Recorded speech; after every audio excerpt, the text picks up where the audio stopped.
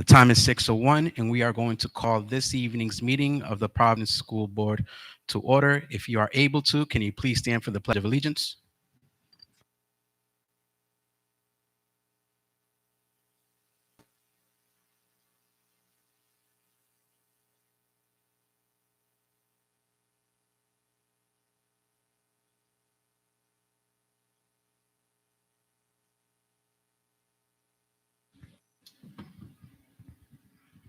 Madam Clerk, can you please call the roll? Angel Newman, Michael Nina, Tony Aiken, Travis Escobar, Erlen Rogel, Melissa Hughes, Nightji Mahingaboo, Tyrell Stevens, George Matuk. You have a quorum. Thank you, Madam Clerk. Next item is the superintendent's comments. Superintendent. Thank you. It's a little long for me today, so please make sure, give me a few minutes. I have a few things that I have to say. First and foremost, I would like to say good evening to President Rogel, members of the school boards, parents, community members.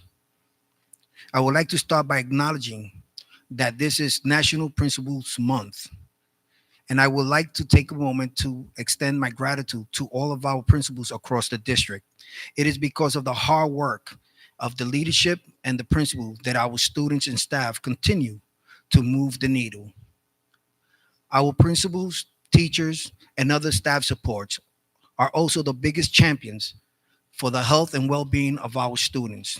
Recently, we observed World Mental Health Day, and this is focused district-wide because we know that when students are struggling with mental health issues, whether it's anxiety, depression, trauma, their capacity to attend school, learn, participate is significantly hindered. This is why I continuously advocate for more guidance counselors, social workers, behavior interventionists, and other SEL supports for our students. I would also like to share that for the first time ever, an elementary school in our district was recognized as a blue ribbon school. So I would like to take a moment and say congratulations to Dr. Martin Luther King Jr. Elementary School.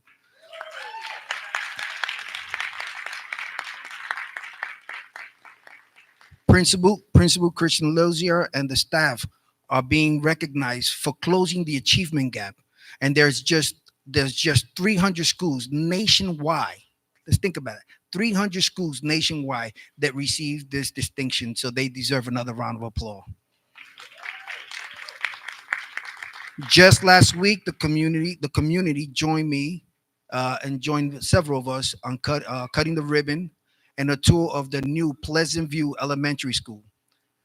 The highlight of this visit was showing off, yes, showing off some of the new flexible spaces, including the indoor therapeutic and play area and the state of the arts media center. If you do not know the school Pleasant View, they house over 40% of their students are differently able students, so that it was a huge undertaking. It is the fourth new or like new school to open in the Providence in the last 2 years. This space is modern, it's bright, and it's what our students deserve. I would also like to take a moment to express my sincere appreciation to the Providence City Council and President Miller for their diligent efforts in working through this year's budget process and helping to secure an additional budget increase. Their commitment to the finance well-being of our community is truly commendable, and I recognize the hard work that went into achieving this. President Miller also put forth a resolution supporting the allocations of an additional $1 million for PPSD, and we collectively thank the council for their support.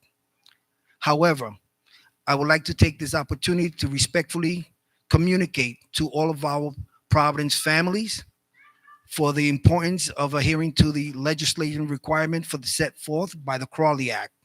This act provides clear guidance to all municipalities regarding their obligations to meet the conditions of the state's aid, ensuring that our budgets and policies align with these directives is crucial in maintaining our eligibility and continuing to receive the essential supports as we work through this year, financial obligations, and failure and future obligations for our students. So the question on how much is missing in 2020, 2024, and how much is missing in 24-25 school year. And this will be highlighted in tonight's presentation. But as the superintendent of Providence Public Schools, I have been vocal advocate for many of my students' needs and repeatedly requested that the city meet their legal obligations to find and fund our schools under the Crowley Act. Last week, Mayor Smiley sent a letter to us and then hosted a press conference in reaction to me reaching out to him about the crucial financial issues of our district, what district is facing, asking him to bridge the disconnect with the Crowley legislation and the city's obligation. When the mayor passed the budget each year and breaks the promise that the city made to the students is not just in compliance with the state law, that is wrong. Each year, the Rhode Island State Department of Revenue has notified the mayor and his team that the budget is not compliance with DOR regulations and state law, but the mayor signed the budget anyways. That is reckless budgeting to me. It certainly isn't investing in our students.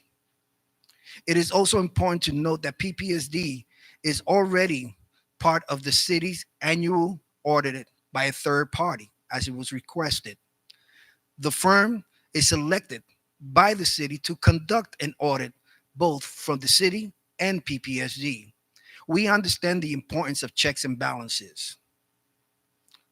We want to work with the mayor and the city on these crucial investments needed in Providence children so that we can continue to attract companies and their employees to our new Blue Ribbon School or the five-star pre-K classroom or here at PCTA where we have grown programs, many programs. We went from 5 or 6 programs to almost 29 programs. The new design pathways in 4 of our high schools, like the biomed program that we have. Recently, the commissioner's office shared with the school board members a comprehensive plan of action plan outlined for the next steps in the process in creating a new turnaround action plan for the district. This plan sets the framework for our approach and ensure that we are taking deliberate and meaningful actions to participate and make sure for local control. I have made a copy of each of you of this outline. It should be in your packages. Special to the K-12 Council is the City of Providence having a plan to support the Crawley Act legislation, and I and the students, the parents, and the constituents can help us make sure that we can afford the guidance counselor teams or social workers and social emotional support teams for our kids.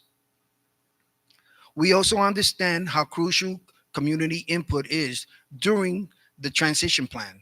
That is why we're kicking off a series of stakeholder engagement opportunities to hear from all voices, parents, students, teachers, and community leaders on the future of our district. These engagements are designed to gather feedback on what is working well and where we can improve as we move forward in making sure that it goes back to local control. In addition to the in-person meetings, we sent out a survey last Wednesday to all parents to gather broader feedback.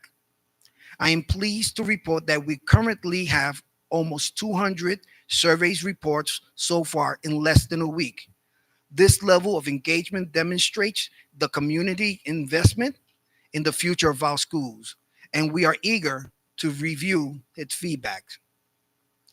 The insight of these surveys and community meetings will be vital as we revise the TAP and work towards improving the overall experiences of our students and families. Finally, I want to give an update on the network issue and the unauthorized access. PPSD is taking this information security very seriously. We have been working with outside cyber security experts and have implemented a specific steps to safeguard against potential unauthorized access. We are also evaluating additional measures to further enhance our protocols for the protection of our personal information and accounts. While we are continuing to work closely with our partners and law enforcement, we want to alert our school community as we learn about this. We will continue to work fully to understand the potential exposures and should be needed, providing additional guidance and resources for students, families, and staff if they are impacted. The safety of our school community and security of personnel information is top priority for our PPSD, and it will be communicated any additional information on this matter and it becomes available. We are updating the board tonight during executive session and hope that we have full potential of the board in the future meetings, so we'll have additional presentations. Lastly, continue to work together with Providence to make sure that Providence becomes a destination of education for our students. Thank you for the opportunity. Thank you, Superintendent. I'd also like to just highlight a couple of things on the agenda. As the Superintendent said, today in executive session.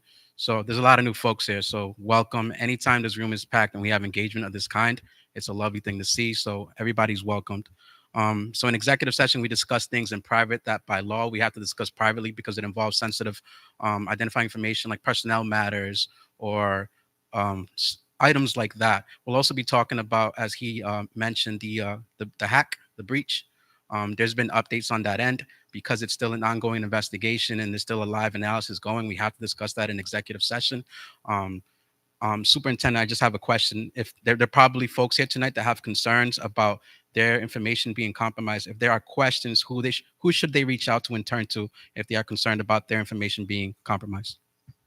They can actually reach out to us right at 797 and we can give them a link where they can actually go. I don't have the link with me right now. There is a link that you can go in and you will add your information, and that's how you will get coverage. Thank you, Superintendent. And just public, whenever we're ready to go public, whenever it's appropriate to go public with the findings of this analysis that's going on regarding the breach, we will be hosting a presentation and everybody will be welcome to participate in that. All right, with that out of the way, I'd like to make a motion to approve the agenda as presented, or I'd like to entertain. There's a motion made by Vice President Escobar, seconded by Mr. Stevens. Any discussion on that? All in favor? Any opposed? Any abstentions? The ayes have it. The agenda is approved. Next, we have approval of minutes. Are there any edits that need to be made to last month's meeting minutes? We have a motion made by Vice President Escobar to approve last month's meeting minutes. Is there a second? Seconded by Chair Aiken. Any discussion? All in favor? Any opposed? Any abstentions? The ayes have it. Next, we have review of homeschool candidates. Is there a representative from the district to speak on this matter? Welcome, Mr. Catone. And because we have so many faces here that are probably new or wondering what this item is, could you quickly explain to the crowd what it is that you're doing here tonight?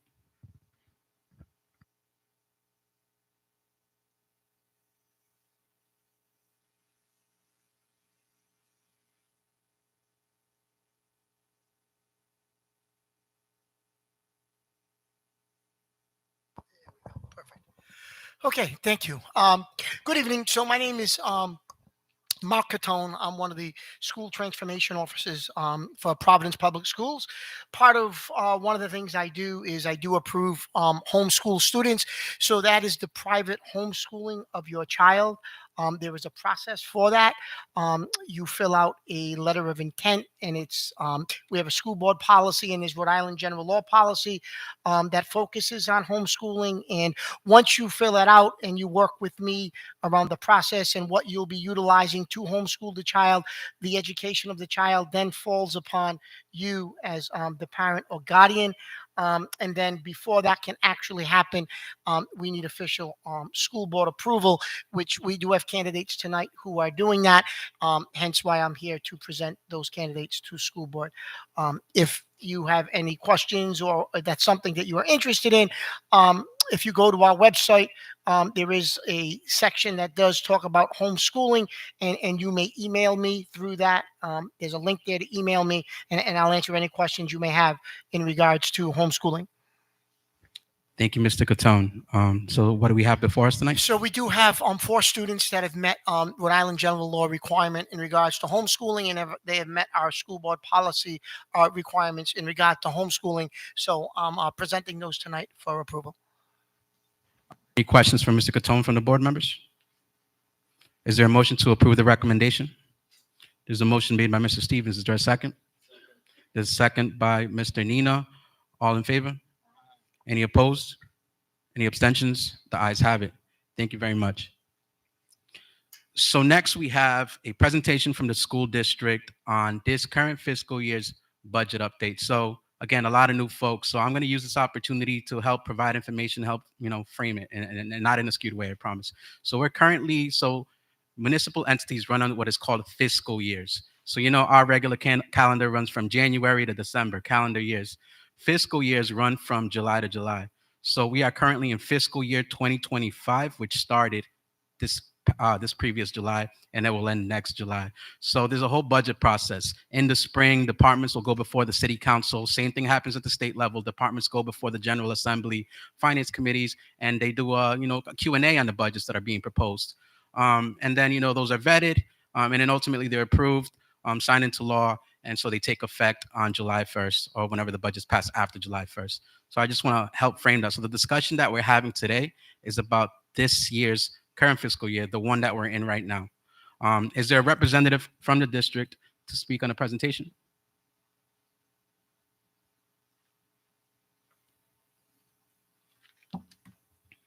Welcome, gentlemen. Can you introduce yourselves for the benefit of the crowd who may not know who you are?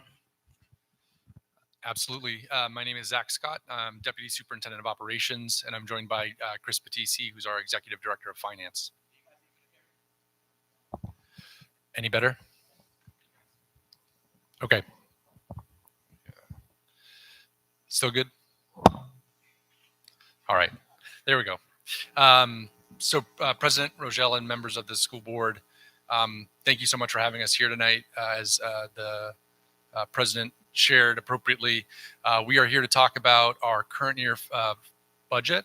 I will start by sharing, just to express the gravity of the situation in which we find ourselves.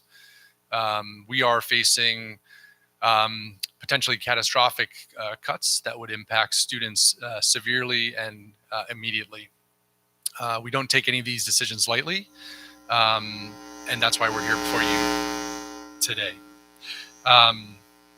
I'll also mention, while we're kind of in this point in time, this is a conversation that has been ongoing since this time last year with members of this community, members of the city, and frankly, a conversation that's been happening every year since the start of the intervention. And while I will walk you through this presentation, we'll start with a summary of kind of why we're here and where we're at.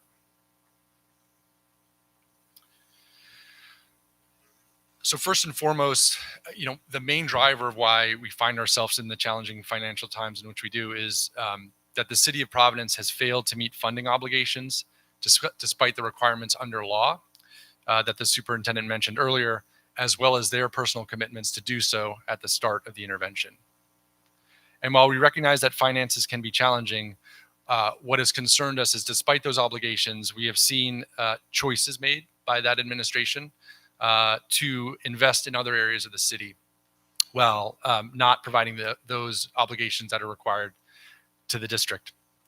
We have, as I mentioned, had these conversations and consistently made clear the need for adequate funding to support our schools, not even what is required under the law, but what is basic and adequate for our students. We also know that our students deserve a lot, and that needs have grown since the start of the intervention and during the pandemic. Candidly, as a district, we are in an intervention because we were not appropriately serving students prior to this. We were in a Department of Justice settlement agreement for our failure to adequately support multilingual learners, and other student populations weren't being appropriately served. Serving special populations and all students requires funding and adequate funding to do so. And so having to fund those basic requirements is challenging given the revenue shortfalls that I mentioned earlier. As this board and this community is well aware, we have already had to make very significant reductions to our schools this past spring, and we'll walk you through what those are. And we've managed our budget responsibly, having to make tough decisions, not just this past year, but in years prior. But taking that all together, we are still in litigation for this past fiscal year. So we are in FY25. We still have unresolved funding from the city in FY24, in which their funding to this school district was the same exact amount that it was prior to the intervention. So when you take the challenges of the past fiscal year, the underfunding in the current fiscal year, we are facing a roughly $10.9 million gap in this current fiscal year. This will have grave consequences and requires us to take immediate action if there is no additional funding. And I'll describe more about what those are. So I'll start just by context on the Crowley Act, because it's a term that's used a lot, but I think it's worth actually looking at what the statute provides and what the statute intends. So the Crowley Act is designed to prevent cities from underinvesting in a state intervention during the time of the state intervention. What you'll see on the right is what funding increases had been prior to the intervention. So from FY13 to FY19, state aid had increased by over 50 million, city aid by a little over 3.5 million. So that's just context prior to the intervention. But the statutory requirement of the Crowley Act requires that cities must fund schools at the same level as in the prior academic year, increased by the same percentage as the state total of school aid is increased. Put another way, if the state increases funding by 2%, the city is expected to increase by the same amount. I'll draw your attention to what has been provided in the handouts, but has also been shared publicly before. At the start of the intervention, I think this may be the first handout, the city signed a collaboration agreement with the state that outlined commitments on both sides on a number of areas, one of which was the city's obligation to increase funding to the district. That's signed by both the commissioner and then Mayor Jorge Elorza. The next document you'll see is a communication from the city's chief financial officer the following fiscal year, reaffirming the city's commitment to increase funding to the district. Despite the state law, despite the collaboration agreement, despite continued commitments, there was no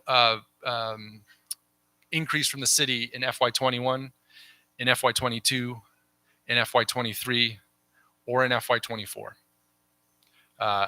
And so despite these requirements, both and these commitments, the city up until this year had received no additional funding from the city. To share what that means from a funding perspective, the chart you'll see in front of you shows a couple different trends. That gray line is the obligation under the Crowley Act. So you'll see it starts at around 135 million and increases to nearly 165 million. The blue line is what the city has actually obligated in their budget each year. And as I had mentioned, that is the same number for FY21, FY22, FY23, and FY24. It is hard to understand, this. There are some maybe interpretations you could have about what percent to look at, but it's hard to understand any interpretation of state law that says level funding is acceptable and in compliance with the state law. And as you saw, I think also in your handouts, as the superintendent mentioned, letters from the Department of Revenue in the past fiscal years to the city indicating as such that they are not in compliance with state law. So you'll see a significant gap between that requirement under the Crowley Act and what has been included in the city's budget. What you'll see in orange is what was reached by a settlement agreement by the city and the district with the prior administration. That's for roughly $11 million. What's included, those red dots are what we've requested in our other fiscal years. So I think it's really important to note, and frankly, to dispel a myth we've heard, is that we're looking to actively bankrupt the city, that we are asking for additional funding without regards to city finances. And I just think the evidence clearly shows that's not true. We both reached an agreement for less money, roughly $11 million, despite $30 million being owed with the prior administration. And each of the past 2 fiscal years, we've asked for nowhere near what is required under the Crowley Act.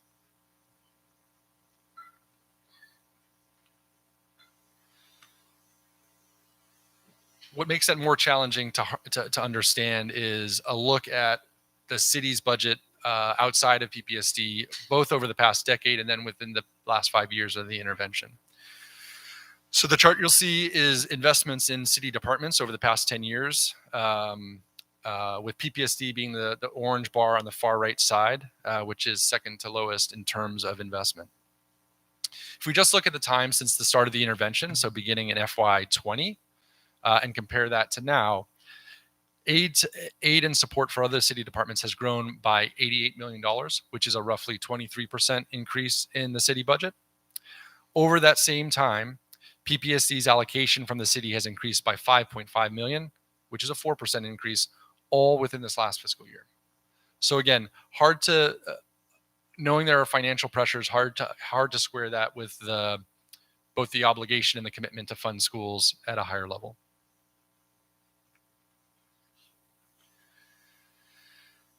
Just so the impact and how this compares, we know, just to talk through comparisons to other cities in the state, what you'll see here are city aid per pupil in different municipalities across the state. And then at the bottom, the rate at which that has grown over the past few years. And so you'll note Providence is one of the lowest in terms of municipal revenue per pupil, and also one of the lowest in recent growth. So outside of Woonsocket is the only district who's had less growth and less municipal revenue per pupil. So the amount of money coming in from the city for each of our students is far less than most of our peers in the state. Put another way, because I think oftentimes another myth we hear is that the state needs to increase their aid as well as the city, and the myth there is that the state has significantly increased aid to PPSD. So what you'll see is changes in aid since the start of the intervention. In terms of state aid, we have seen roughly $30 million increase in state aid from the state to the district. While at the same time, we've actually seen a net decrease in city aid of $12.5 million. So let me explain how to square that with the city's contribution. So as a school district, the city is required to give funds to us to support all public school students in Providence, whether they attend a PPSD school, the Met, Davies, a public charter school, and we then pass those funds through to those schools. So the amount we've actually received when you take out that charter portion or that public school of choice portion has actually we have seen a net decline in aid to PPSD. So while, again, another myth we've heard is you have fewer students, you should have fewer funds from the city. That's in fact true. Like we have seen a decrease in aid from the city, and so level funding is actually not more money. It is more money out the door.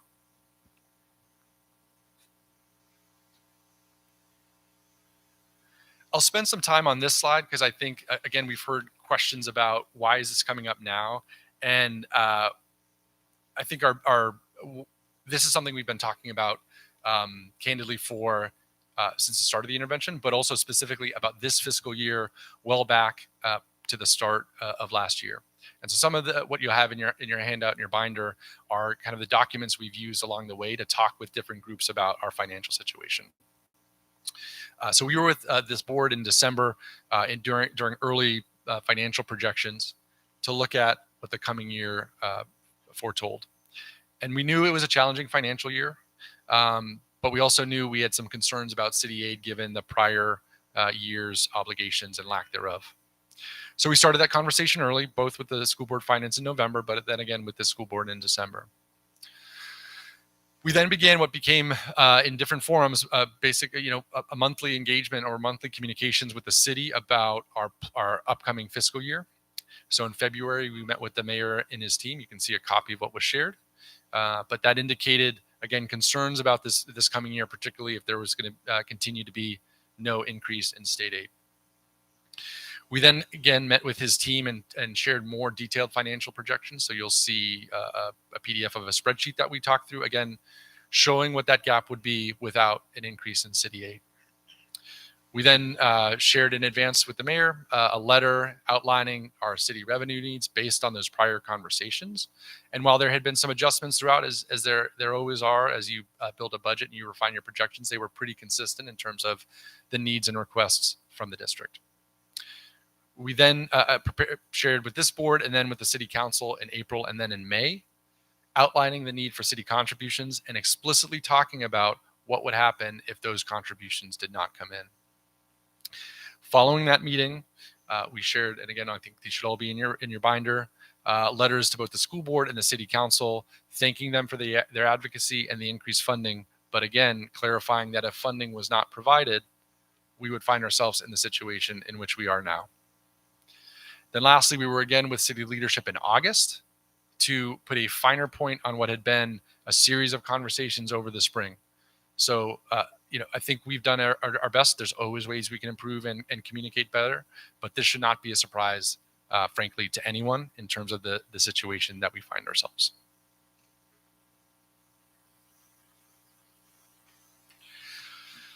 So focusing a lot on revenue and the funding we have available, I do think it's important to talk through the costs that we incur as a district, and particularly costs related to serving our students with significant needs. So what you'll see here is a table which outlines increases in costs for differently abled students, students requiring specialized services, students with IEPs, as well as multilingual learners. I'll actually start with multilingual learners and our support for those students. Through the tireless work of our school leaders, our teachers, our teams in central office, we have done a tremendous job as a district, and we're very optimistic about the future of our Department of Justice agreement based on that, about frankly transforming the ways in which this district serves multilingual learners. And we are incredibly proud of that, but doing so requires funding. Like there's no other way about it. It requires a lot of hard work, and there's been a lot of that, but it also requires funding. And what you'll see here are things that we have both are good to do because it's good for students, but also frankly requirements that we do under the Department of Justice Settlement Agreement. So things and items we've been in front of this group before about, whether that's improving translation and interpretation services, offering MLL certification reimbursement to our teachers, increasing curriculum and professional development, and then certainly increasing staff to schools. So a population that I think a group of students that we have not served well historically was frankly one of the reasons I think we entered into the intervention, and thanks to the hard work of our teachers, principals, and staff are in a much better spot. Similarly, differently abled students are students that we have not historically served well. We are, as a district, required to, for example, service and test any 3-year-old in the city.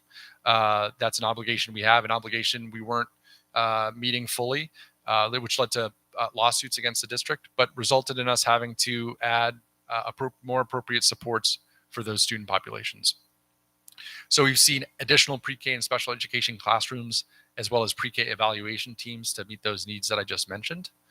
We've also seen, I think, a pretty significant increase in both the number of students and the severity of our needs since the pandemic. A lot of that, we believe, has to do with, since we're seeing a lot of this in our early childhood classrooms, a lot of it has to do with students who didn't receive appropriate early intervention during the pandemic.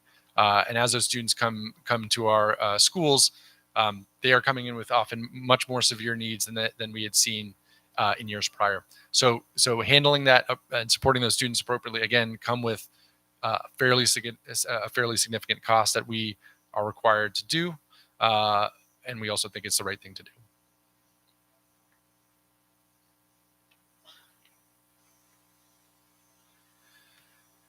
So to bring some of that together, again, we've seen revenue challenges over the past few years. We've seen increases in student needs that lead to challenging costs, and we've seen enrollment declines as a district. We have done everything we can to handle those pressures, financial pressures, appropriately. Oftentimes, that has led to some very, very difficult decisions, many of which we've discussed in this forum and with this community. But we've had to close or consolidate 5 schools. We've reduced staff significantly at our middle and high schools through changes in scheduling. We made transportation adjustments, both through bell time adjustments and longer walk to stop distances for students. And we've seen a significant decrease in central office. So roughly a 20% decrease in headcount since this last year. So these are all changes that we've had to make to manage those financial pressures. But we are at a point where any of these further cuts will frankly be to the bone. And it doesn't seem right that it is on the district, it is on our students to make those cuts based on a failure to obligate funds appropriately over the past 5 years.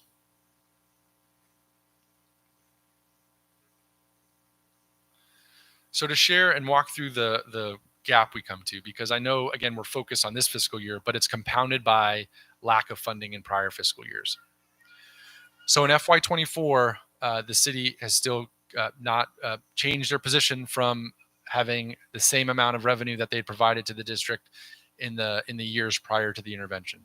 And so the disagreement on the funding required is what contributes largely to that gap last year, which is roughly $18 million in revenue. We've also seen some increases in costs for differently abled students in terms of out-of-district tuition and out-of-district transportation. But the major driver of last year's gap is that city revenue shortfall. Again, in this year, we have another revenue shortfall. We did receive additional state aid in the final General Assembly passage, which we are thankful for. It came with some increased costs due to COLAs for retirees. But in general, while there was some positive news on the state aid, we were still well short of what we had requested and required under city aid. So that leads to a roughly $10 million gap in this current year. We do have one-time funding available. So I know we talked with this group before about reserve funding. That was something that the district had identified, both because the city believes they are not responsible for any deficits. So to be responsible here, we wanted to have reserve funding to cover any gaps that we may have, as well as funding from ESSER. So left ESSER funds that were frankly held back to cover any remaining gap, which we would have much rather put towards students, but had to do it to close gaps. So this is us putting everything we have on the table to close this shortfall in revenue. Even as we put everything on the table, we are out of other options, and we get to that $10.9 million gap. And the only way we can close that is through further reductions in this fiscal year, absent additional aid from the city. So what I'll talk through next is frankly very challenging to talk about. It is what we are considering in terms of options for this coming year, for the immediate next few weeks in terms of decisions we need to make. Those decisions are in part because of the revenue shortfall, but also because we anticipate running into cash flow issues in January. And just to be clear, when I say cash flow, that is being able to pay our bills on time, meeting payroll in a timely fashion. So we are running up against those challenges in the not too distant future and as early as potentially January. So what you'll see here are reductions we may need to make, not only to close that revenue gap, but to prevent future cash flow challenges. The last thing I'll say before I start to share what some of those are is in the middle of the school year, you are obviously limited in changes you can make. Both statutory changes and contractual changes that we can't make. So the options we have, not only do we want to minimize as much disruption as we can, but there are frankly limited options we have as a school department to make adjustments to this revenue shortfall.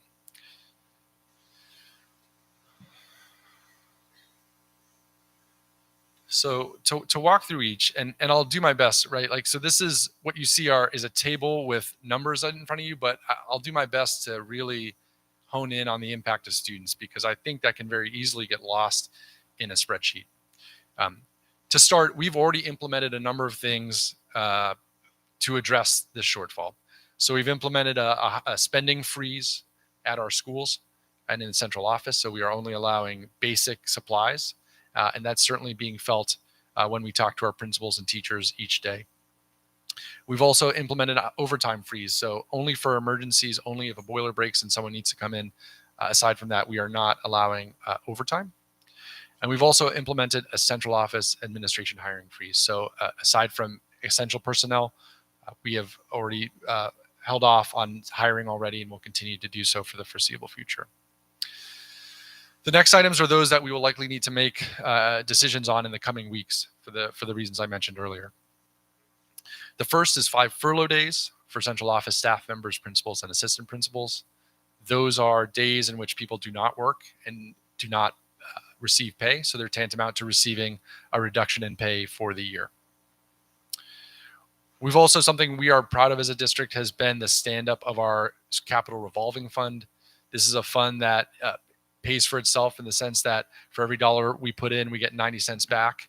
So it is a smart investment to make, but one we may need to stop or significantly curtail just to get cash in the door to cover the revenue shortfall. So this will have maybe not the most immediate impact, but there will be projects, both the nice projects and then the projects you need to get done, like boilers and health and safety projects that we just will not be able to do in the coming years if we need to withdraw these funds. The next is the layoff of non-union staff at schools. These are staff members who often are those who help with keeping our schools safe, helping with school operations, helping with school culture and climate. And these layoffs would affect roughly 10 to 13 individuals. The next one is a very concerning one, which would be to eliminate athletic programming for the winter and spring. We have nearly 1,700 high school athletes who participate in the winter and the spring, as well as over 500 middle school students. We know that athletics is not just a fun thing. It is something that students do for physical education, but also a big reason why many of our students come to school and socialize and meet with their friends. So a big concern about not just the impact on athletics, but certainly the impact to all the things we're trying to do as a district to have our students in school and learning every day. Next is raising the RIPTA eligibility from 1 to 2 miles. So again, attendance is critically important. It's something we have seen great strides in this year. And frankly, we are worried we will see pretty significant backsliding if these are put into place. So to put this in perspective, this would impact roughly 2,400 students. So if you think of some schools, some of the large schools we have in this area, Central, Mount Pleasant across town, or Classical, that's about 400 to 500 students at each of those schools who would no longer be eligible for a bus pass. Next would be eliminating our ELL certification reimbursement. This is, again, something that through the hard work of our teachers, we have been able to make significant strides in having a significant number. We've actually exceeded the TAP goal here in terms of having the number of students, the number of teachers who are ELL certified. Again, concern here about any reductions here could impact our ability to get out of the Department of Justice settlement agreement. So not only is it bad for students, but it jeopardizes some of the great work the district has done over the past few years. The last one are deeper school-based position cuts and freezes. And so while we have focused the attention on reducing and freezing staff in the central office, this would mean freezing or reducing or closing positions at schools. Those are teaching positions, those are teacher assistant positions, and ones that, frankly, again, will directly impact student learning, but we worry in some cases impact student safety. So we are, this one is of grave concern to us because of the immediate impact it will have to students. So, that's obviously a very challenging situation to be in, and the reason we are coming, we came to the city in August, why we are coming again here in October, is we need to make decisions relatively soon for the reasons I mentioned earlier about the cash flow shortfall. So we understand that all the funding issues that have been built up over time, even those before the intervention, can't be made up all in a single year. But we've never asked for that. We've asked for increases in funding and didn't see that for the first 4 years of the intervention. And again, well, to reiterate the superintendent's point, we're appreciative of what came this past fiscal year. It is nowhere near what is required, and it's nowhere near what is adequate for our students. And it feels, frankly, unfair and unacceptable that it is our students and staff who are the ones who potentially need to be the ones who suffer the consequences of that poor planning and reckless budgeting over the past 5 years. So with that, I'd be happy to answer any questions that people have. Thank you, Mr. Scott. At this point, I'll open up the floor for questions, comments, concerns from my colleagues. Chairman Mahingabu. Thank you, Mr. President. First, I want to thank family, teachers, and the students, especially from RIS, PSU, for coming here today, making sure your voice are being heard tonight. I have a couple questions regarding the time of the funding request, the cost cutting, and also the charter school inspection impact.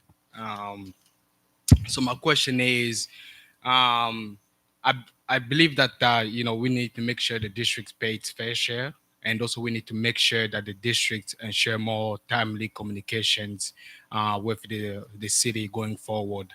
And can you tell me, again, I have a lot of questions. Can you tell me why was the 10.9 million request was sent so late with just a day to respond? Yeah, I just disagree that it was a last minute request or something that was a surprise. So I think, and we're happy to walk through the documentation. I pulled up the slide where we show this in kind of graphically. We started this conversation with the city in February. So we sat down with the mayor and his team, outlined the needs, the challenging financial year, and what it would take to adequately fund our schools. I shouldn't even say fully fund. We then were back again with his team in a smaller group with staff level to talk through the kind of spreadsheet version of that to get into more detail, and again reiterated that need. In April, we sent a letter to the mayor communicating that need, describing why we needed it. We were back in with this board in April, then again with this board and the city council in May. After that, we communicated, sent a letter in June, again, thanking the city council for their increased contribution, but reminding them that it was well short of what was required, as well as reminding folks of the presentation we'd done with city council saying, if funding doesn't come, these are the cuts that will happen. And they're the same ones that you see in front of you today. We then met with the mayor and his team in August and outlined those same numbers we just presented. So I think, I don't want to speak for the superintendent. I think at some point you communicate so many times, you don't know what else to say. So it's hard for me, frankly. I don't know how someone could say with a straight face that they were unaware of this, because it's frankly a conversation we started in February with increasing, severity and intensity. Thank you for providing the timeline. The mayor, I believe, like this week or last week, and also the city council, and they agreed they're willing to pay the fair share to the districts, and also they're requesting for audit. What does the superintendents? What do you guys think about that? Yeah, I start by saying I don't think they're proposing to share anywhere near their fair share. I think they offered, again, we are appreciative of anything, but an additional $1 million in exchange for the state contributing more while they've already done so. I think, again, we need to dispel the rumor about audits. So we are, first of all, we are happy to engage in whatever they want. So if they want more information, happy to do that. We are audited every year by an auditor selected by the city of Providence. So a third-party audit happens every year based on from a firm that is hired by the city and conducts their audit of the school department and the city. So again, if there's something, if they want to audit that audit, we will sign up for it. But I will say, like, they need to be transparent as well in what they bring to the table, right? The city has a rainy day fund, $28 million that has not been discussed. The city has the last we saw in terms of a balance, a $16 million medical fund that has increased by $10 million since the start of the intervention. These are one-time funds that could be used to help support this. So again, we are willing to put all the funds we have on the table, the reserves, ESSER funds, but we need to see that from the city as well, and they need to be open and transparent with their financial situation. So again, more than happy, whatever an audit means, we are happy to do it. We do one every year, so happy to do something similar to that. But we would expect that the city would do the same. I will also just ask that, like, I don't want this to be used as a way to slow down the decision making, because frankly, we do not have the time. So, I think it would be well served to do something that helps us understand what we need to do for FY26, or if something can be done more quickly. But we just don't have the time to do another audit after we do one each year, and delay this beyond a point where we can't turn back. If I may add, I have a lot of questions. Yeah. The next question is, we are facing currently on financial challenges, and also seeing the districts raising salaries and a bunch of bonuses for thousands of dollars, for administrators and people that work in the central office. Given that RIDE oversee the district budget, what specific steps are being taken by RIDE to ensure fiscal responsibility? Yeah, so I'd cover a few things there. We've had to make tough decisions each year, like I mentioned, in terms of whether that's closing schools, reducing staff. To the point on raises and bonuses, there have been no, this year salaries there were no raises for central office staff. All non-union staff did not receive a cost of living increase. The city received, I think non-union staff received a 3% increase. So our cost of living for all non-union staff stayed exactly the same from last year to this year. In prior years, while we've had moderate cost of living increases, I think the year prior was 2.5. We've always trailed the city in terms of what they've offered their staff in terms of cost of living increases. So offering cost of living increases on that order, to me, are fiscally responsible. And again, we did not offer one this year to any of our non-union staff, while the city saw some increases. So I think we've done our best to plan based on assurances we were given by the city at the start of the intervention. And when those assurances didn't come, we made some very tough decisions. And I sat in this room, in this other school board room, having to deal with very challenging school closure discussions, which had a number of things going on, but certainly had to do with revenue shortfalls. So we are doing everything we can to be responsible. Again, our concern is, when the State Department of Revenue tells you 5 years in a row that your budget is not in compliance, that is the part that feels irresponsible to us.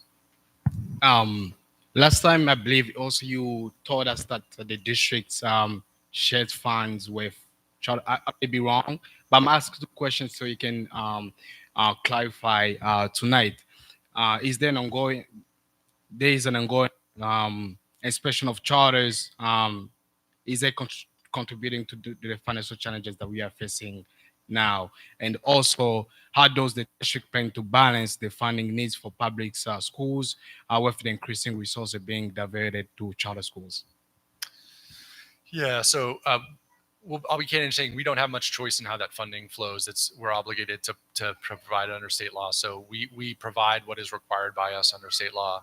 What I think is important to note is the city aid number you see, the 130 million in most years, the 135 this past year, is for all students in Providence. And while it's an obligation to the district, there's a formula that we are provided on a per pupil basis that we then need to have that go out to charter schools based on the number of students they have. So this underfunding doesn't hurt just PPSD students; it hurts students in charter schools as well. The level funding we are feeling is the same challenges that students in our charter schools feel as well. So it's a challenge, and I think that the lack of funding, or the funding, enrollment declines do impact us as a district, and we have to react appropriately. But the underfunding from the city hurts all students in Providence, not just those in PPSD. Thank you. No, I just wanted to make a comment that it shouldn't be controversial to invest in our students. We either invest in our students today or we invest in our students tomorrow. And we can also state that this has been happening to Providence students even when I was a student in Providence. And I know that as superintendent, and this is hard for me because I sat where some of my students sit right now, and the needs that they have, and the students that we're receiving that need social emotional support now more than ever. And this, when we do not fund or do the obligation of funding the source the way we're supposed to by a Crowley Act to invest in our students, it hurts me, it hurts my students, it hurts my families, it hurts my community. Mr. President. Thank you, Superintendent. Any other board members? Mrs. Stevens, and then Ms. Aiken, and then Mr. Nina. Good evening, everybody. Nice to see all of you on tonight. Truly honored to be here. My name is Tyrell Stevens. First, I want to clarify, I don't believe, and I don't want to speak for anybody that's on the board. Nobody on this board or this panel believes that the district should not be, in fact, fully funded. We all understand that we need to, in fact, properly fund our schools. We do believe that the city should, in fact, pay their share fare. You know, where you lose me is, you know, the timing of the whole thing. You know, we knew that we had this deficit, and before the mayor solidified his deficit, what we should have done as a district, and you know, if you came to the board, was raise hell before, you know, that deficit was in fact closed. I mean, his budget was in fact closed in June. So I think that's where, you know, the conflict for me is. And I'm just like, I don't know. And then I know we mentioned, and I have been mentioning this, the salary increases. I do get the bands yearly from the operations team, and there has been, you know, thousands of dollars in salary increases. And I've raised concerns about this. Now, we do have a booklet here that says, you know, 2023 to 2024, we had $196 million in salaries, and then that decreased massively, and we're at 177. But I know that that also included the ESSA funded positions as well that had in fact ran out. Now, I have a couple of questions that I just want to be able to ask. Over the past 8 to 10 years, has the city met this obligation? So during the intervention, they've not met their obligation to fund the district in any year. All right. And then out of the past 8 or 10 years, has this past budget that been passed, has this been in fact the biggest increase that we've seen in the past 8 to 10 years? I guess I would say we reached an agreement with the Alorza administration for that was $6 million in 1 year and 11 million total. So if you compare it to that, I would say no. How much does charter school expansions have to do with the deficit that we're currently facing?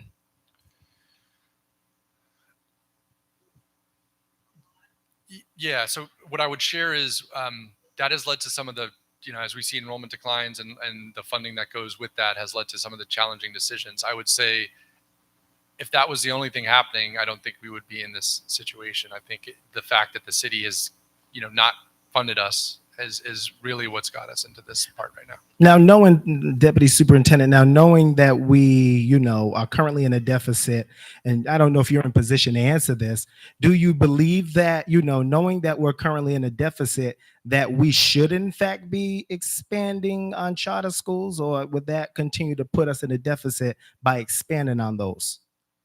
I mean, that's not for me to decide about charter school expansion. Understood. What has caused the change in deficit since you adopted your budget? Well, since the city adopted their budget in June and now? That the city, the shortfall in revenue that they obligated to the district. So it is well below what they're required under state law, and well below what we put in as a request, which was nowhere close to what was required under law. What resources has the state provided in order to support the turnaround efforts, specifically not to just, you know, have like budget, you know, gaps sort of just be plugged in? Can you just speak a little bit to that for me?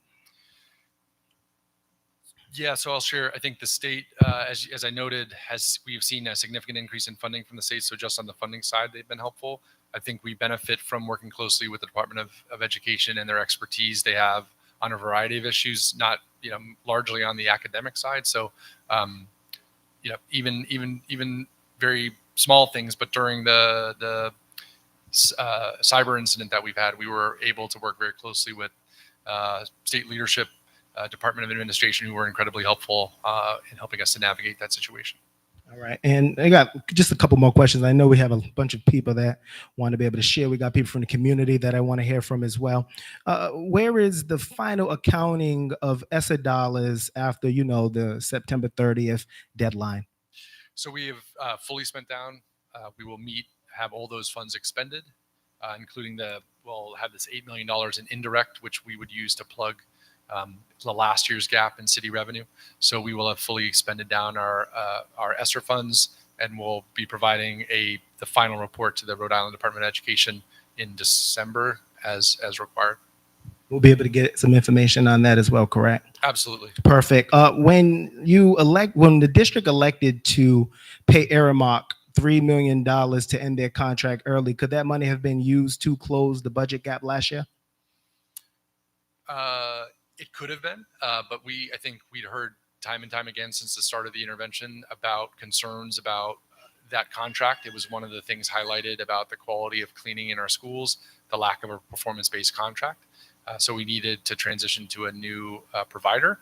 That was necessary, something we had been, had been a highlight since the start of the Johns Hopkins report. So that was something that we as a district had to make a decision about. Right. Last question. Any possible way, PBSD does agree with an audit? Do you believe, conducting an audit is, time consuming? We have a deadline. What's the district's thoughts on, the mayor's recommendation and the Providence City Council's recommendation for an audit? Yeah, we're open to engage with whatever. I would again reiterate, we're already audited every year. So that already happens. But again, if there's something else that would be needed, we would do that. We would just ask that the city agrees to do the same and is open book in terms of both what they funded in the past few years, but also those funds that I identified earlier.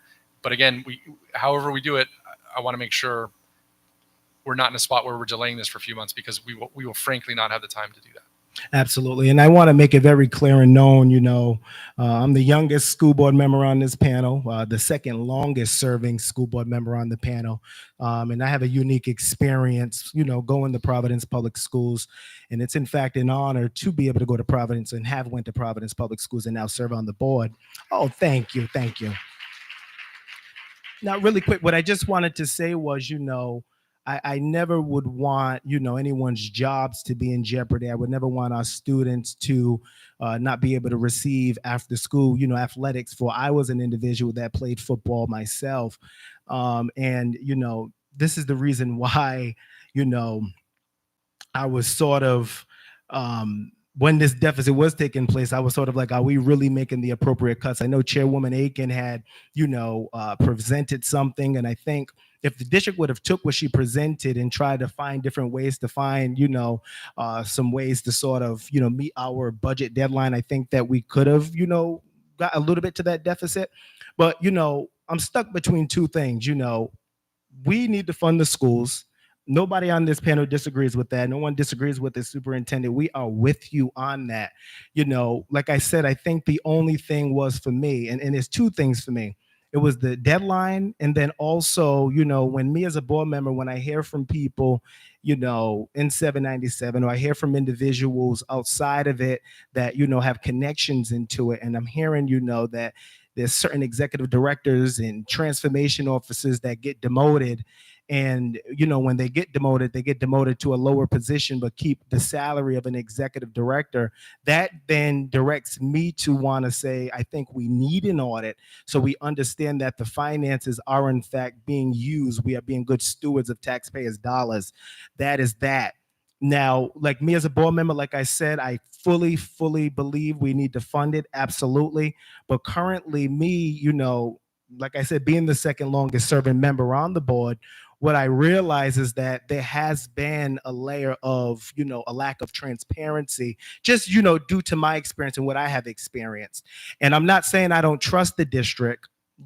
yeah, I'm not going to say I don't trust you, but I'm just saying, if you want me to advocate for this money, I just want me personally, I want to, see the books, see what exactly where the money and stuff is going to. And if our money is being used adequately, I guarantee you tomorrow I will advocate. But currently, I haven't gotten anything. I can't say anything. And these charter school situations is what got us into this. And I'm not singling out charter schools, but I'm saying this is the reason why we cannot afford to expand as a district, because it put us in a $10 million deficit. I stand with the community on today. Yes, we need to fund the schools, but yes, we have to also be good stewards of taxpayers' dollars. Expanding charter schools is not that. Demoting people and allowing them to keep their salaries is not that. And paying Aramark $3 million when we could have just kept them and then went into a different vendor is not being a good steward of taxpayers' dollars. So I'm just standing with an audit on that. Miss Chair Aiken, and then Mr. Nino.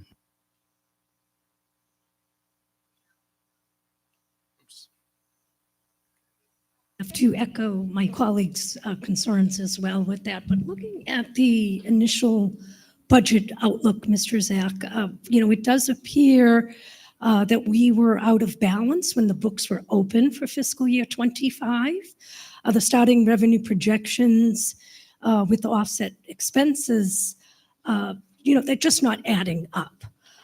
So, my question was, when we closed the books for fiscal year 24, were we in balance at that time? Because it's rather imperceptible with these figures. And there's a lot of going back and forth and sharing information with the city and the state. And I respect, all your hard work, and, please don't take it that I'm looking downward on you, because I know what you do is incredible. But, it is evident that the charter schools that you mentioned, with this presentation have contributed to the net decline of the revenue and the income with the expenses. But I want to let you know that President Rogel and myself, we did try to make an appeal to RIPTA about appealing for reduced fares for bus passes for our students. We've also have requested from you a review of the salary band so we can ascertain, the information that Mr. Stevens is referring to there. But as I say, I think that looking at the out-of-district placements, the 5-year span, 2 years out of those 5 years do reflect a downward trajectory, and then spikes up the latest years. So I think we need to look into that as well as why, those increased costs. How can we mitigate it? So I guess what I'm asking as well is, have we gone to request alternative funding sources, and trying to collaborate with external organizations like these charter schools or like these partners that we're dealing with in stakeholders? Have we gone to them to try to collaborate to mitigate some of these losses or savings? Could you share the question again? I just want to make sure I got it.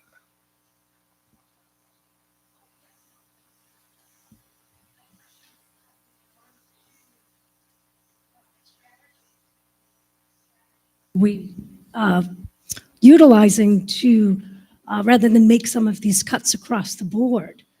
Have you gone to other stakeholders and other partners to try to remain sustainable with our sports and MLL programs before making these cuts?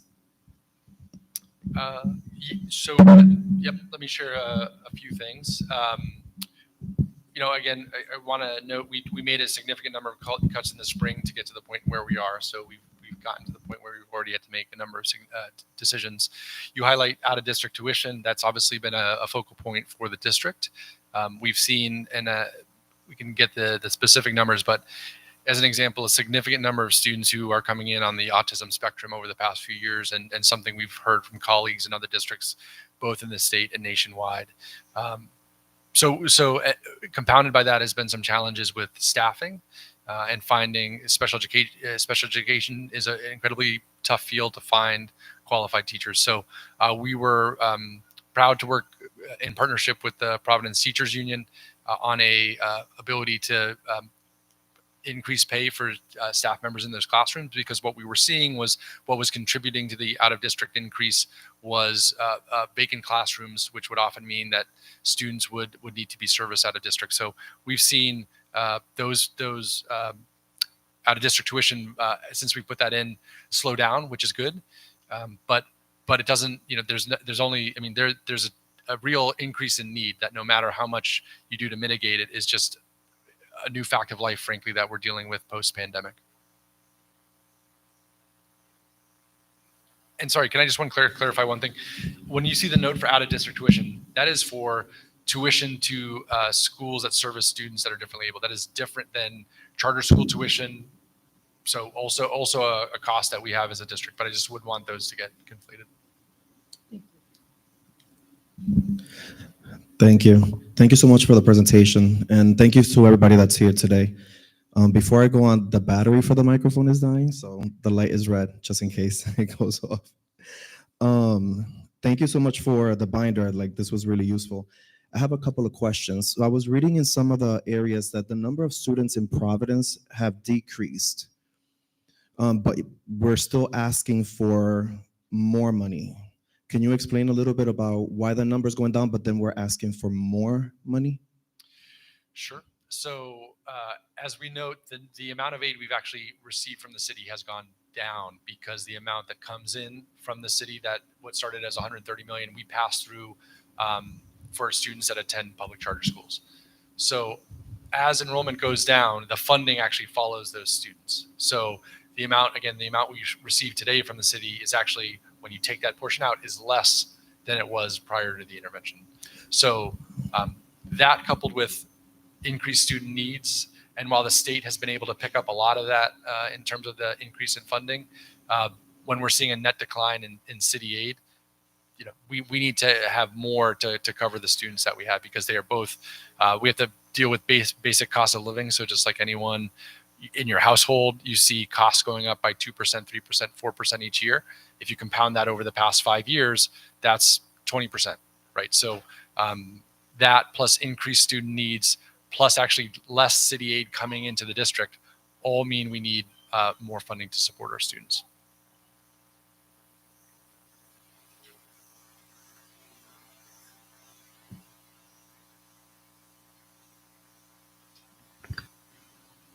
Okay, thank you so much for that answer. Just trying to understand it, because if the city is looking at the number of the students going down, even though the need is going down, the need is also going to follow those students that are, disappearing from Providence schools and going elsewhere. So trying to figure out how to balance that. If I may, just to reiterate, Yeah. that funding, the funding we get from the city is for all PPSD students. So if you just look at the enrollment in PPSD, that's not the full picture of what that funding has to go towards. So the number of students in public schools in Providence, charters, Met, Davie, PPSD, has been relatively flat, right? So that funding amount, if it stays flat, does not account for the cumulative 20% increase just in basic inflation costs, let alone the increase in student need, let alone the underfunding we frankly were dealing with prior to the start of the intervention. Thank you. The other question that I had was regarding, has there been any type of study or effort with the city and other stakeholders to basically find out why so many parents are trying to get their kids into charter schools? There's not a study that I've been aware of. Just because I don't want to discriminate towards parents' choices, and figuring out why they're doing that. Do they have a problem with PPSD? Are they feeling any type of way? We have a lot of Hispanic minority families that are trying to get into these schools. There has to be a reason. I would love for something like that to be considered, just to figure out why they're leaving and fix those problems and help with that. The other question that I had was, since the takeover, because I think Tyrell had mentioned it before, regarding races. I've heard a lot of comments from the community regarding, changes to roles or titles, but then the pay staying the same. And I think that one of the biggest concerns for me regarding a lot of the information that we're getting is the transparency aspect. I've had so many questions regarding like a lot of the budget questions because I haven't seen a lot of the information. Um, what are some are there, is there any place that the families and the students and everybody here can go and find out specific numbers, not just percentages of a lot of the data that was provided today? Absolutely. So all our budget information, our budget book, our budget ordinances for this year and past years are all on our website. They've been there since we reviewed them with the school board finance committee. We reviewed them and presented them publicly to the school board in April and May, and then again for the city council. But they're always publicly accessible on our website. So I'm having a hard time understanding. Again, always more we can do to be transparent and communicate better. But given I think what we shared both in meetings, in writing to various stakeholders, I think we did as much as we could to be transparent last year, in particular around our financial situation. Is there anywhere we can find the changes to like staff and personnel? Just because to bring clarity to people about that, it would be nice to have that information. You know, for example, when 360 closed, you know, which was a huge piece, there were opportunities for like the vice principal to just go to JSEC, but then he wasn't offered that. So those kind of things that for me is important because there's positions available, but then we're letting go teachers, but then not offering them or allowing them the opportunity to, you know, just transfer over. Same thing with other staff, and even counselors and a bunch of other staff that have been let go regarding that. And I have a lot of questions regarding that. And also the numbers don't really show the number of, for example, a lot of the communities of colors that have been hired. And that's another huge concern for me regarding, you know, making sure that our schools, you know, represent the students. We have over 67% of students are, for example, Hispanic. And it's really hard sometimes to see that represented in the schools and other places, and also in how they're getting paid. So I just have a lot of questions regarding like the numbers and that. And then my last question for you would be regarding the regarding a lot of the enrollment decline.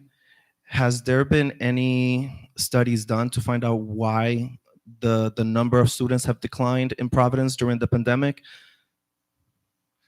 Sure. So let me answer a few of the questions you have in order. So Yep. If you talked about staffing changes and changes in staffing at schools, as well as salaries, all our salary bands are posted online on our website. And staff in the main offices too. Yep, as well as you can see the change in year over year in the number of staff in each school in each department. So that can be one of the comparisons that I thought I heard you looking for. In terms of staff diversity, and we can share this information with the board. Since the start of the intervention, we have seen increases in the percentage of teachers of color as well as administrators of color. Much more we can do, much more we can improve on and get better. But the data shows that those areas we are seeing increases in those areas in terms of staff diversity. Lastly, I think on the enrollment declines, we've seen that there have been students enrolling in different schools, whether that's a private school, a charter school. We've seen changes in demographics, so lower birth rates 5 years ago. And we actually saw we are a district that typically gains students over the course of the year. So we have students that come from other states, other countries. And during the pandemic, there was just far less immigration coming into the country. And we believe that had an impact on some of not that students were leaving, but maybe not as many students were coming as had come in prior years. Thank you.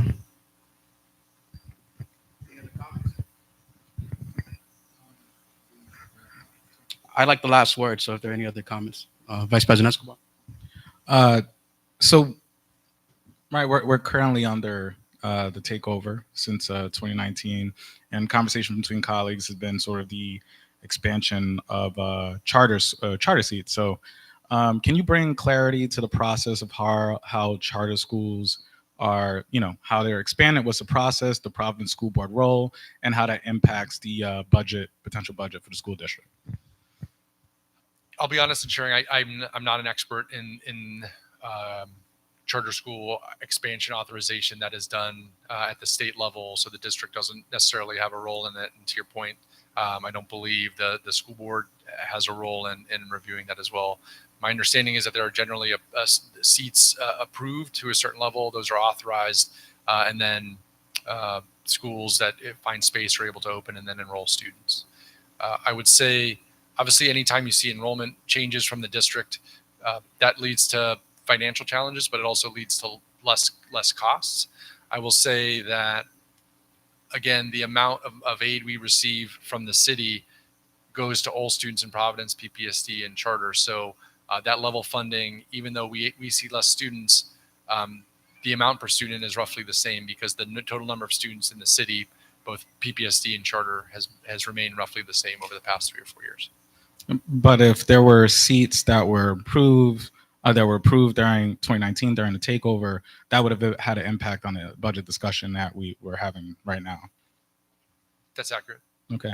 So under the takeover, Rhode Island Department of Education and the Rhode Island Schools of Council, they control that decision making on charter seats. Are you aware of when they decide to expand those seats, they were looking at the impact of the school district, especially since 2019, the Rhode Island Department of Education has taken over the district? Yeah, there's not much I can comment on that. We don't play any role in the authorization of charters in the district. Okay, so thank you. I just wanted to put more clarity and information out there. Second question I have. So the city is not meeting its obligation, right? That's your point. Being under the takeover, is it of your opinion that our government, the Rhode Island State House, is equitably funding education as opposed to special education services, for example? Do you believe that our state is equitably funding our education system? Listen, there's always ways to improve funding. I think what we've seen in the past few years have been, like in this past fiscal year, a significant increase for actually putting what used to be a categorical fund. So this is going to be a little budget wonky, but it's very important, which has been, there used to be a set aside for multilingual learners as a categorical fund. That was something that was subject to change, subject to cutting every year. This past year, it was actually included in the funding formula. So it recognizes that to appropriately service students, that funding needs to follow them. So that and other things has led, again, to an over $30 million increase in state aid to the district. Are there things that if I had my personal say and that could be improved? Sure. I think special education is another area where we see a lot of growing need. But in terms of where the funding has come from for the past few years, the state has stepped up, not just for Providence, but for other municipalities. But do you believe the state is equitably funding education as when we're talking about our needs for our students? Yes. Right now. So you don't believe that there's any room that they're perfect in terms of how they're funding education right now, Rhode Island State? I wouldn't say it's perfect. It's the in my opinion, the wrong thing to like. That is not the problem that we're facing right now. But sure, but we could always. I'm sure it could always be improved. I'm sure. Okay, so right now the issue is just the city. We have cuts all across in different districts, right? When we're talking about needs. Just today, there was an article in the Boston Globe talking about the needs for mental health services, right? All across the board. So we're saying right now what the state is doing for funding, that is appropriate. That is your stance, as the district stance. The stance is that could we always get more funding from the state? Yes. What has been the main source of problem that we're dealing with is the city. The state has increased aid to the district by $30 million. The net aid from the city has gone down by $12.5 million. So we can spend our time asking what the state could do more. And trust me, we've had conversations with state leaders about more funding, but it is like the wrong thing to focus on. Like if it's the wrong thing to focus on in my mind.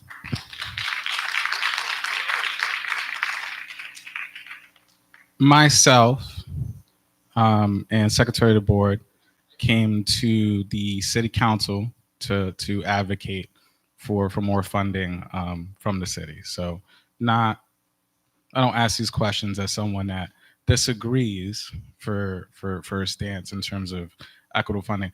I disagree in terms of your stance regarding the state. And the point I'm trying to make is that we've been under a takeover. There's been, I don't know how you can grade the transparency of decision making in terms of the board. I mean, you have the mayor and the city council united on asking for an audit. So I don't know what your conversations are with particularly city council leadership since February. I don't know if you're just talking to the mayor and kind of left the city council leadership out. But I think it's a sign that you have those folks, you have those two entities aligned in terms of asking questions and not fully trusting what is going on here, especially when you look at the ideologies of both leadership between the mayor and the city council. Yes, I think they agree on more than what they disagree on, but they're not necessarily a one-for-one ideology, but they came together and said, hey, we don't necessarily trust what is going on in the school district and we're calling for an audit. I think that's a problem. I think that's a symptom of what has been going on in terms of the board, the city council, and the mayor wondering when we get a last minute decision that around school closings or firings, and we just lose a lack of trust. So when you come here and you talk about, hey, we need to cut sports, we need to cut funding for RIPTA, and you know that's going to garner a crowd, a large reaction to it. That's pressing the red button when you're talking about impacting such services like that. And you're expecting just to just have this funding and a will of advocacy for it when there has been years where we're coming here asking questions and feeling like we're not getting transparent answers in that decision making. So I feel these are sort of like appropriate questions. Another question I have is, we know that the city and the Rhode Island Department of Education have not necessarily been collaborative or haven't had the best collaboration.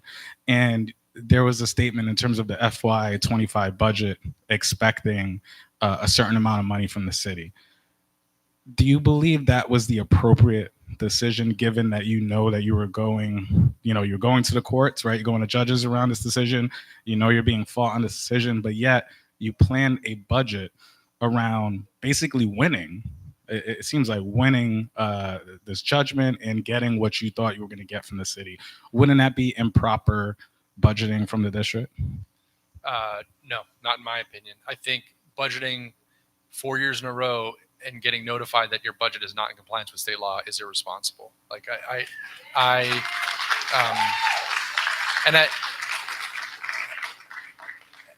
and I should mention, Mr. Vice President, I appreciate your questions. I know you're an advocate for the school, so if I'm being direct in return, it's not any disrespect. But again, if this were the first year and we had some disagreements, if we were arguing between it should be 2% or 3%, like in the first 4 years, there was no percent increase to the district. And it is really hard to understand how anyone, a lawyer or a non-lawyer, can understand how that complies with state law. And that builds up over time. That's not just a 1 year thing. It is a multi-year thing. And then saying it is irresponsible for us to ask after we've already made significant cuts to get where we need to be, that we're the ones who, we being the students and faculty of Providence, are the ones who have to deal with the consequences of improper budgeting by the city for the past 4 years. Like, that's not acceptable to me.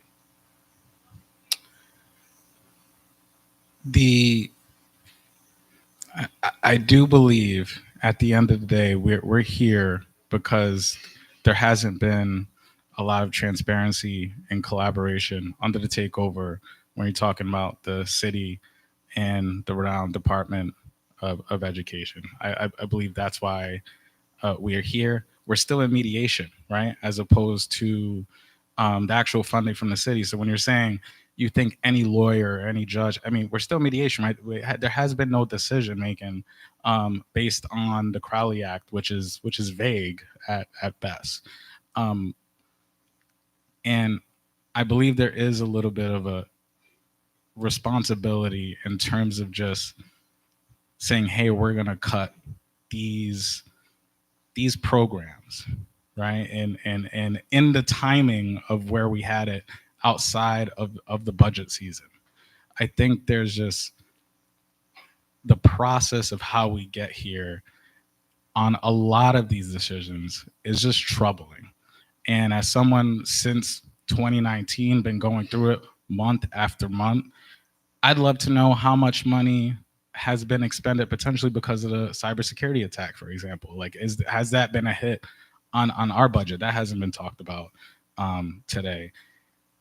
As someone that, again, I would love more funding from the city council. Again, I went in front of the city council finance committee to advocate, and with multiple people in this crowd, I just believe we gotta clean up the communication. We gotta clean up the transparency. And as adults, and really outside of the school board, but as adults, when the decision makers, you all have to get better at collaborating with one another. Because then we have moments like today where students are afraid if they're gonna be able to play sports. Students are afraid how they're gonna get to school. And it's based off the conversations and the lack of relationship building between adults. And that's what gets me angry. So I'm asking tough questions, whether it's cheered for or not or misunderstood, because I worry about students thinking if they're going to have services in the future. So I think that's a responsibility on the district. That's a responsibility in the mayor's office and the city council. And us in the school board, we're in an advisory role and we're just asking tough questions. So folks that have those same questions get those answers. And thank you for the presentation. And I'm just hoping for better collaboration. I'm hoping for more funding, not only from the city, but also the state, who has had years of underfunding education and won't even pass a Bill of Rights for education, won't even pass certain things. How many initiatives and pieces of policy students have came to advocate for on the state level and gets denied that would impact the city? So I think there's a lot of work to do from everyone, not just one entity. Thank you. Mr. Stevens, and I'll take the mic. Ooh, okay. Really quick, just one point of clarity. I know Mr. Nina, board member Nina, had said something about the equity question, whether, we had an expansion of educators of color. Deputy Superintendent had said we've had an increase both administratively and teacher-wise. And, this may be why we may need an audit, because, I thank God for the School Works report. Because when we go to page 16, it says, has there been an increase in the percentage of educators of color in the total educator workforce? It says pre-intervention, we had 20%. Post-pandemic, which was when, we finally entered into it, we had an increase in 22%.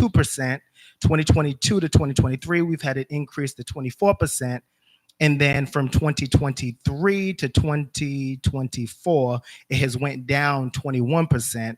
The TAP goal is 33%, and we're not on track to meeting that metric. So we haven't been increasing. We've actually went down as it pertains to educators of color. And I want to highlight that because that's part of like a transparency piece of saying, yes, we did, but we really didn't, because the School Works report said that we did not. So Can I just clarify? So we aren't at our TAP goal, and so I didn't mean to contend that we were. We do have a lot more room to make up, but we'll share we can have our chief talent officer share. We have seen, I think, even there's an increase since prior to the intervention, right? I mean, it's gone down in certain years, but we can give you the latest statistics too.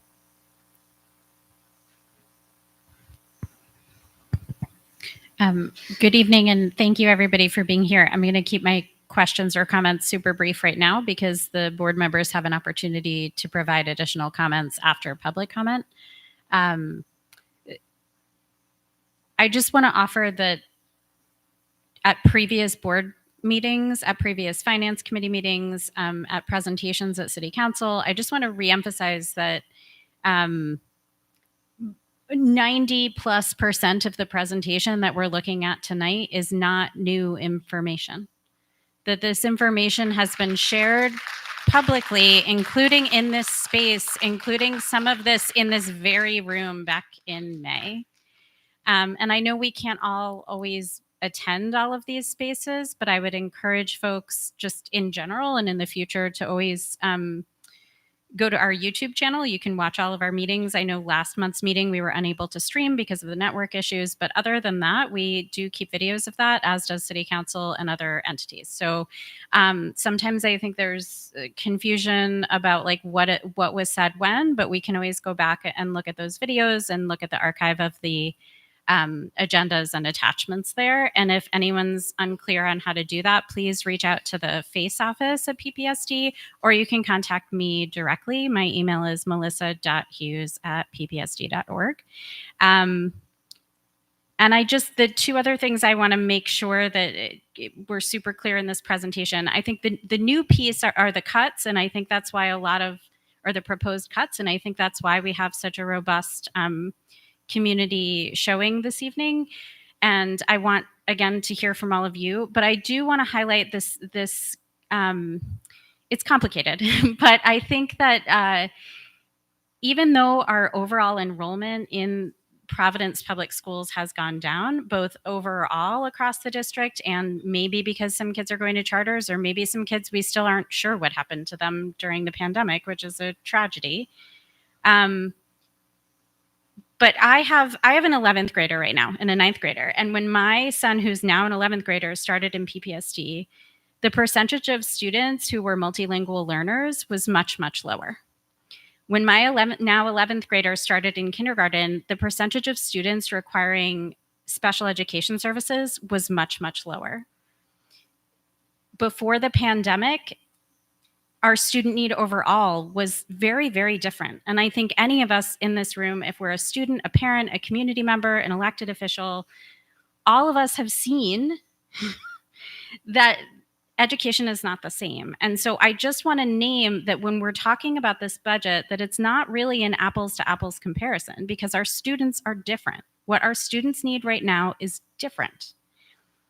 And so I don't want to miss, there was a slide earlier, the one that's up right now, that's showing some of these specialized services. And I think Deputy Superintendent Scott glossed over this earlier, but I just want to highlight one more thing that he said this evening. Some of these services that you're seeing here and these dramatically increased costs, the district just wasn't doing this, even for the students we did have before. So not only do we have more students who need these services, students just weren't getting this. Any parent in this room can tell you there were never translation and interpretation services readily available. And compounding that, oftentimes for students with IEPs, that service is extra critical.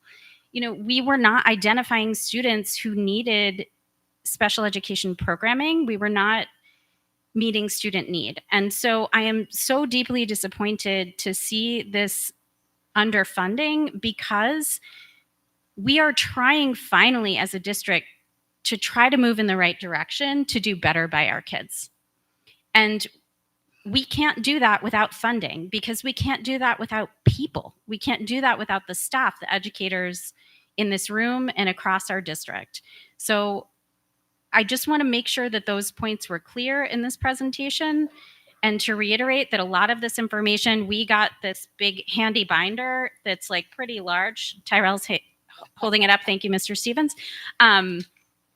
So perhaps some of this information could also be housed online or something so the general public could see that. But like, this information's out there, and I would just encourage folks in decision-making roles to like take some time to look through some of those materials.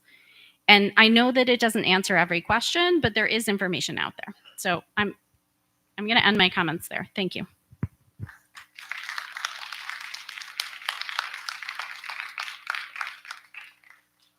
I've been waiting for my turn to speak. And I'd actually like to turn my remarks to, I like to do like think out loud reflection. So I used to be a teacher in the Providence Public Schools. I taught English. One of the common core standards that we teach in English at the secondary level, so middle school, high school, probably elementary school too, is persuasive writing. And then with persuasive writing, you have lesson plans around, thesis statement, supporting, statements. And then, there's usually a lesson on like looking for reliable sources, unreliable sources. And your job as the person who's creating a persuasive argument is to be objective, but also try to make a compelling case, right?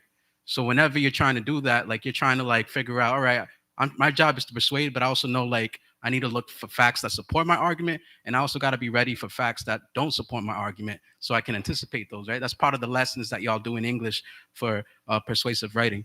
And so, like, what I want to do now is just kind of like walk y'all through my line of thinking on this issue. Because, like, for me, I'm not running for a campaign. I don't even know if I'm going to apply for reappointment. Like, I'm not really hedging for nothing. I can only be honest and objective about the way I think about the issue. And y'all don't have to take it as truth. Y'all can just take it as another opinion in the dozens of opinions about the future of the district. So here's how I feel about it. So let's start with where we're at, right? The two actors. I feel like we always hear state, city, and we think of like a guy named State and a guy named City or a girl named State, and like we're reaching into the pockets on how much to give. Well, let's start about how big of a pie each entity has. The state's budget is around $11 billion. That's 11 billion. That's with a B. The city's budget's around 250 million, right? After you take out the city, the school aid. So significantly smaller budget. So let's start there. Now let's talk about quickly how like school funding has worked. And I'm going to use nice round numbers because it's easy to understand. Whenever I taught my kids, like anything, I try to use like very basic examples to help, concepts register, and then we could build on basic concepts. So let's pretend like, so the way education is funded in Rhode Island, it's like they use a formula. And so they use the formula and they take into account, like how much a city can revenue through like through its tax base, how much it costs to educate a student given things like costs, inflation, etc.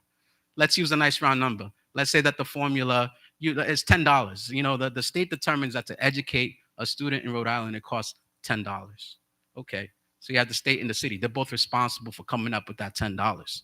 So, so the state might give $7. The municipal entities, so Providence, Barrington, Cranston, might chip in $3. All right, there you got your 10.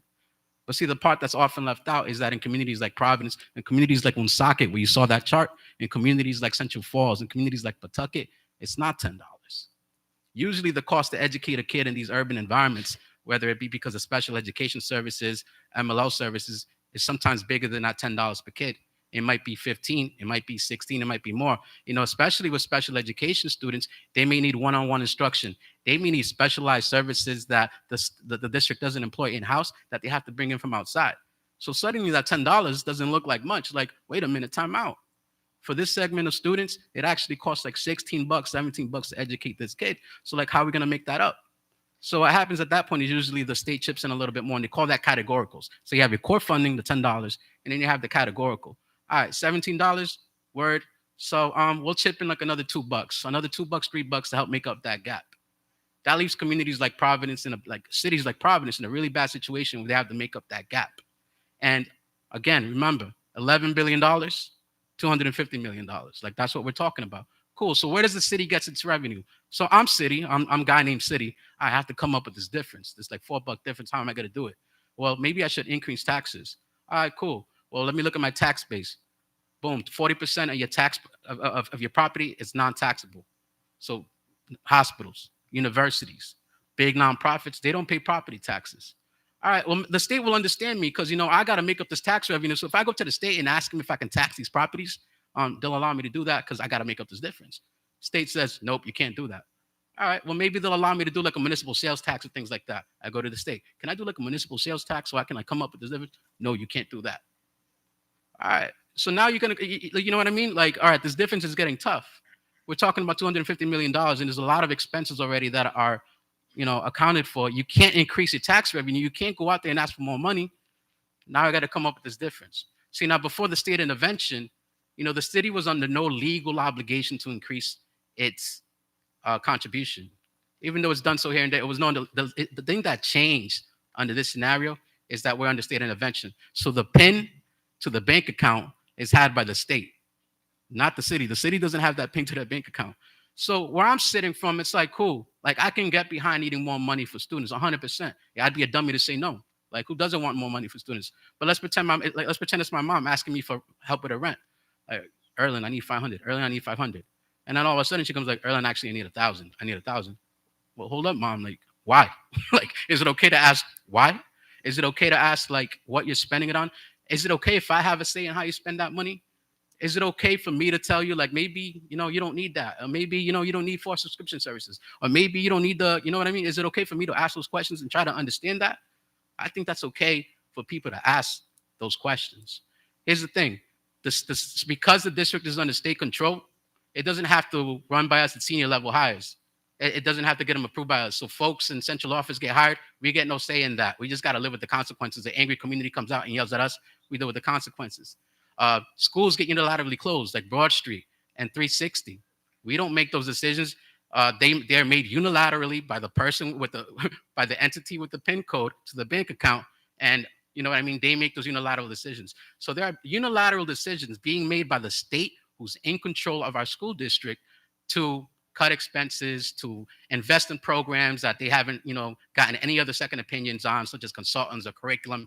They're doing this all by themselves. They're doing the spending all by themselves. So my mom, let's use my mom analogy, she's doing all the spending by herself. Well, mom, can I have a say? We've asked that for the district. Like, can we have a say in who gets hired in senior level hires? No. Well, can we have a say on, you know what I mean? Like the superintendent's contract. Can we have a say on how that gets negotiated and the terms of that? No. Can we be party to the teachers union negotiations? And so we could represent the voice of the community in those situations? No. So I'm in a tough situation where it's like, yeah, 100%. Like, we all need to do more to contribute more for the city, for education in the city of Providence. That's no doubt. But let's, you know what I mean? Seek out other opinions. Like, don't get finessed. Like, that's my thing. Like, don't get finessed. And I'm not saying folks are being dishonest. I'm not saying folks are spinning the facts. What I'm saying is seek out the truth. Seek out the truth. And that's all I'm gonna say on that. That's my line of thinking on it. And again, I benefit nothing. I'm not running for anything. I'm not looking for reappointment. That's just how I'm thinking about it. But anyways, I'd like to get to some questions. So what we're calling for here is just I just want to understand. Help me understand, Zach. Right? So let's start with a couple of let's start with FY24, so last fiscal year.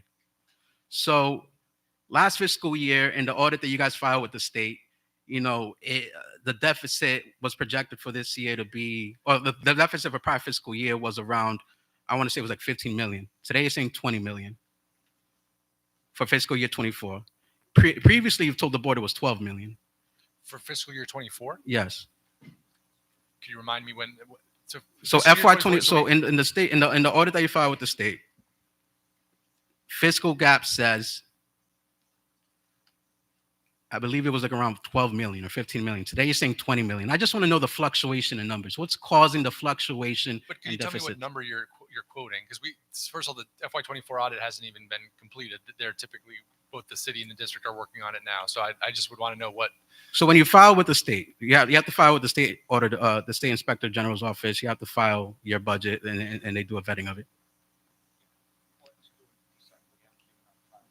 Yeah. I'm talking about previous fiscal year.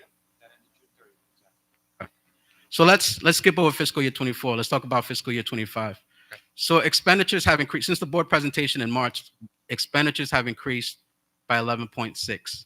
So I just want to know, help me understand why expenditures have increased so much.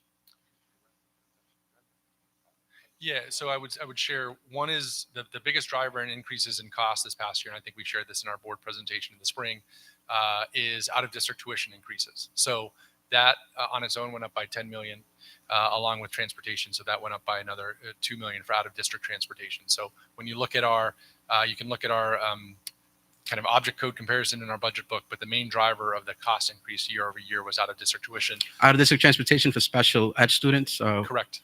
Special ed. So the transportation to support out of students that go out of district, there's a tuition cost, which lives in the tuition line. There's also a transportation cost because we transport those students out. And so what's caused this ballooning effect that we've seen with these out of district transportation costs? What's caused it? With out of district students going out of district, twofold: a significant increase in student needs, both in the number of students with specialized needs as well as the severity of those needs. So one particular area we've seen is the number of students coming in on the autism spectrum, particularly in our early grades. So that's factor one. Factor two has been significant challenges in finding special education teachers. So we are having to add classrooms. At the same time, it is harder to find teachers. So not only are you sending out more students because they have more severe needs, but you often have to send out students because you do not have the staff in the district. I'm hopeful that we've been able to take some proactive steps in partnership with the PTU to stem that, but that's been an increase and frankly not one that is unique to Providence. So that's going to be a compounding problem that happens year over year, these out-of-district transportation costs for special needs students, special education students. Right. And that's going to be difficult to manage. So since March, revenue. So there's tranches of money that have come in. So for example, the 5.5 from the city, that was for prior fiscal year, this fiscal year. 5.5 was for the FY25, the current So fiscal the year. current fiscal year that we're in. And so what has that been allocated to? Like I understand that there were stipulations on how that money was supposed to be spent. I just want to understand how that's been allocated.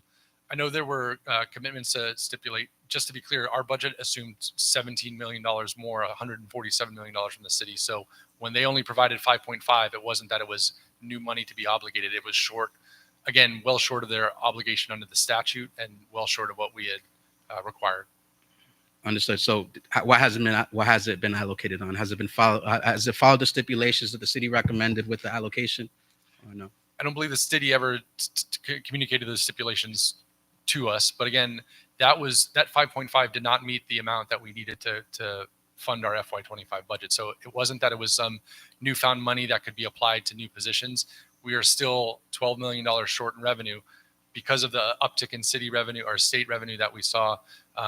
It lessened the need, and that's why you see the $10 million number. But again, their obligation or what they committed to was far less than what was required and what was asked for. So that was not additional money to add back positions.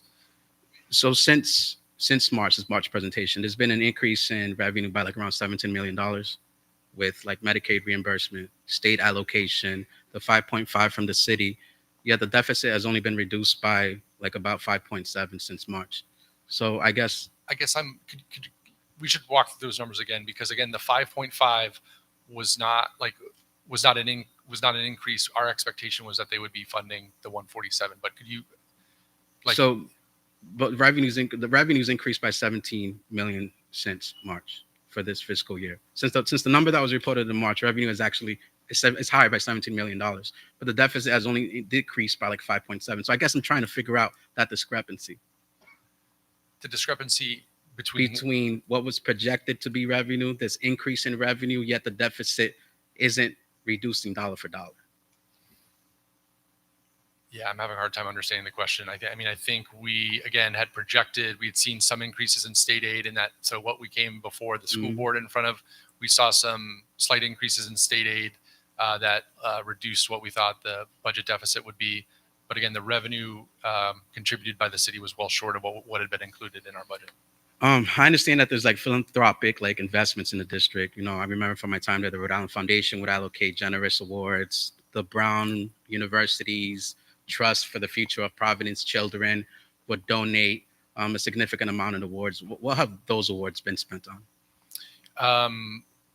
It is relatively, it's very generous, but well short of kind of any of the amounts we're talking about. So less than, I think, several hundred thousand dollars, if I remember most recently. I think some of that has been to support the redesign work at Hope High School and other places, but I can confer with the team about what other areas that's been spent on. Is it true that there have been no increases in central office? Because we're not privy to folks with contracts and those contract negotiations. So my understanding is that there were some new contracts that occurred over the summer. I just want to understand whether there were any salary increases in those. No. So if you look at our compensation ordinance, which is posted on our website, you'll see that the salary bands for last year are the same as the salary bands for this year for any non-union employee. Yeah, but because they're bands, they could have been at a lower step previous fiscal year and be at a higher step in a future fiscal year. Sure. If an employee was in the salary band and was on the first step, whether you're a teacher, a principal, you may have moved up to the second step, but there was no, yeah, the bands didn't increase, but did anybody move steps within the bands? People who were on lower steps would have moved up one step. Okay, so there were increases in salary. Maybe not the salary bands, but there were increases in how much people were getting paid. Yeah, just based on kind of the contractual. So that's what I'm saying, and this is what I'm saying, which is like, I want to hear the truth, man. Like, so I remember when I used to work with the city council and we negotiate city budgets with the administration. You know, we discussed like potential cuts. So like the city council would go through like the proposed budget of the city and kind of discuss like, you know what, we think you can make cuts there. We think you can make cuts over there. Have you guys had an opportunity to do that with the city, kind of reflect on the city's budget and kind of outline like, all right, maybe what would you propose the city cuts? Yeah. So to start, I think, and I was reflecting on your feedback and kind of the analogy you shared. And I think frankly, the hardest thing for us to wrap our heads around is when I understand, there's only so much a city can obligate funds for. But I'm just going to pull back up to the prior slide, which was, at the time, over the past 5 years during the intervention, the city has increased funding to other city departments by $88 million. So it is really hard to say if the amount for other departments was the same as the city. I'd say like I still think you're breaking the state law, but I at least can understand it. This I can't understand. Like this I just can't understand. And I'm sure there's do I think it's all like frivolous or doing? No, but it's a conscious choice to invest in other parts. Like it is not this was done not by something automatically happening every year, like active choices 5 years in a row that led us to this point. So to your question on what could be adjusted, I think there are several areas that are not reductions, and we've talked with the city in different venues about this. There's a rainy day fund that I think is now close to $29 or $30 million. There is a city medical fund. So we all, as city departments, contribute to a medical fund. What we've learned is that over time, if the amount we contribute is less than the expenses, that money is then built up as a fund balance. So there is last we saw, roughly $16 million fund balance in the city medical fund. And they have coverage for kind of catastrophic situations, and there's a need to have some level of fund balance. But at the start of, I think in 2019, that amount was $10 million less. Same with the rainy day fund, $10 million less than what it was today. So those are one-time sources of funds that could be used to cover some of the gaps we're talking about this year. Mm-hmm. We've offered reductions that are challenging, the revolving fund, other things like that. But if you talk about 2 or 3 of those things together, that helps us address the gap we're facing in this year. And we can sit down and have hopefully more productive conversations for FY26. But again, hard to see investment in other departments grow over time. Investments in fund balance grow by 10 million since 2019, and investments in other funds grow by a significant amount, while the amount coming to the district was zero up until this current fiscal year. Understood. And then we're in current teacher contract negotiations. Usually there's an anticipation like a 3% increase in potential cost to this type of negotiation. Is that being accounted for? We're in active negotiation with the PTU now. They are aware of the financial situation, so it is a challenging conversation because anytime both sides have to deal with the financial situation in which we're in. Our current budget, the last teacher contract that's expired had a 0.75 increase at the end, and that has been applied for this year. But these deficits are just based on the current fiscal year with no expectations for what future increases would be. And then I'd just like to circle back to Vice President Escobar's point on how much the security breach has cost us. I know that we've had to, do this credit monitoring service. I know that we've had to purchase hotspots. I know that there's been a lot of one-time unaccounted for expenses. So what is the rough dollar amount attributed to that? Yeah, it's significant. I would say somewhere between $400,000 and $500,000 when you consider credit monitoring, which we've offered to a large number of people. We have both the restoration and forensic services, which cost $200,000 collectively, and then the hotspots have been on the order of $40,000 or $50,000. So put all together, as of now, it's somewhere between $400,000 and $500,000. Okay, thank you. That's it for my line of questioning. Mr. Matuki, you haven't talked yet. You can offer some final comments. Thank you, Chair. And I'm going to be super quick. And I would ask Deputy Commissioner or Superintendent Scott to go back to slide 4, one previous to this one. I just want to stay focused on the real issue. I'm going to be super brief here, in my opinion. And all of us have a lot of frustrations with the takeover in all different kinds of ways. And some of us have legitimate questions for the district and how they're administering education. But nobody is a magician in this place. Superintendent Montañez cannot hire more teachers without resources to do it. We're not trying to do more with less. We were already doing less before the takeover started. We need we need to do more with more. That's what the kids deserve. And the fact that we have a takeover that everybody's dissatisfied with does not absolve the city of its moral obligation to fund the school system. Now, in this amazing binder that everybody has up here with all of these pages of information, which I echo what Secretary Hughes said, a lot of it was shared in the past. I'm just going to read an email from the Chief Financial Officer of the City of Providence, Lauren Mancini, who I have a lot of respect for, from Thursday, May 28th, 2020. Steve, he's writing to Steve Coleman from the Department of Revenue. I am attaching a copy of the executed collaboration agreement between RIDE and the City of Providence. The City of Providence hereby acknowledges that it has a statutory requirement to increase funding consistent with the state appropriation under the Crowley Act. That was written in 2020 at the beginning of that chart, where not a single dollar was increased in the city allocation. And this chief financial officer said that's what was going to happen. Further, the proposed fiscal year 2021 City of Providence budget assumes no increase given the COVID-19 conditions at this time. Should the state funding levels increase to state aid to education, the City of Providence will honor its obligation under the Crowley Act in an amount necessary to satisfy the requirement.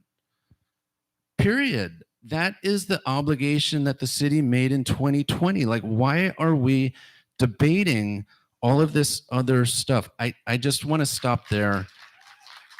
To me, that's the fundamental issue. And the city should finally live up to its obligation. Mr. Matuk, any final questions, comments for Mr. Scott or Mr. Matisi? All right, one last, and then we're going to get to public comment.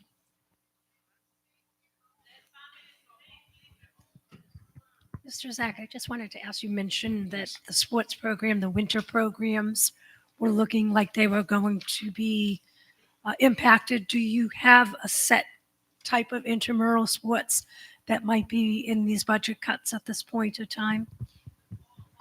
So these would be all Is it across the middle board? school and high school athletics, correct? Thank you. All right, thank you. So we're going to get to public comment. So just a quick reminder, Superintendent, your staff gave me my bylaws. I don't know if that meant that we wanted to restrict it to 30 minutes, or well, I don't understand why you gave me the bylaws. But, yeah. So we're not going to restrict it to 30 minutes. Can I ask for a motion to extend public comment beyond 30 minutes? There's a motion made by Mr. Stevens, seconded by Vice President Escobar. All in favor? Any opposed? The ayes have it. All right, Superintendent, we did the motion. All right, so let's start with, why don't we get like a line of students to come up first? Because I do have a list, but it's like it's all mixed in. So why don't we get a line of students to come up? It's a school night.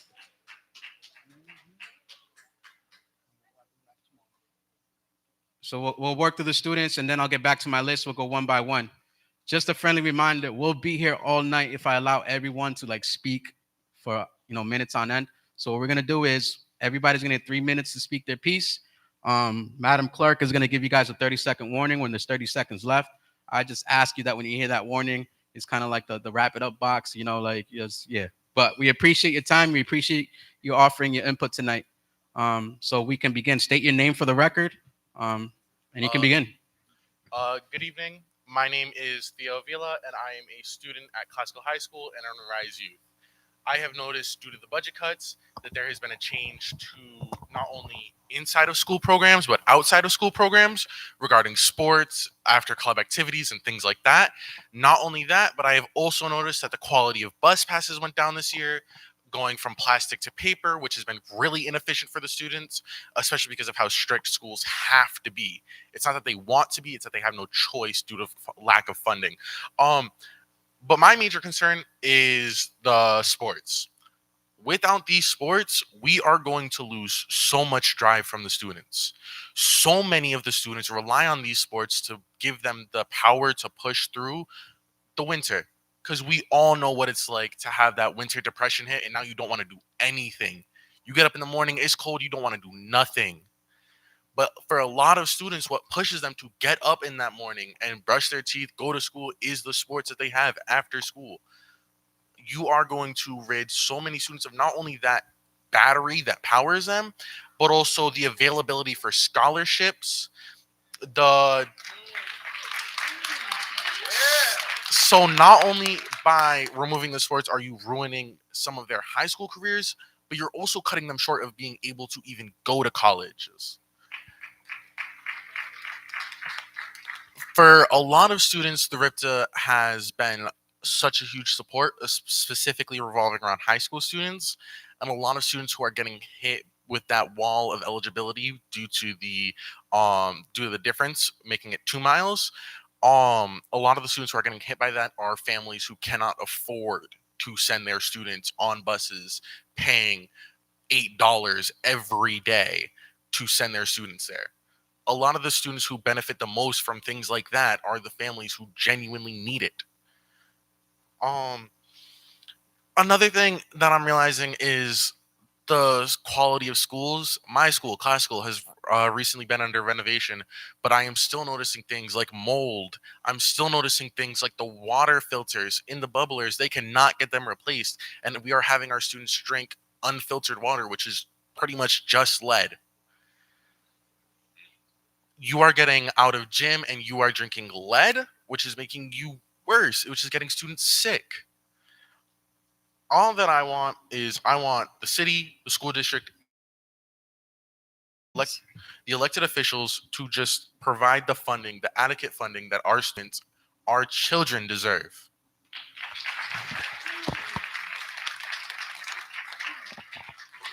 Next, state your name for the record. You can begin. You're ready. You have 3 minutes. You'll get a 30-second warning. Good evening, Providence School Board. My name is Sheila Yang. I am a student that goes to Pilgrim, and I am a youth organizer with Arise. And tonight I'm here to advocate for adequate funding for PPSD.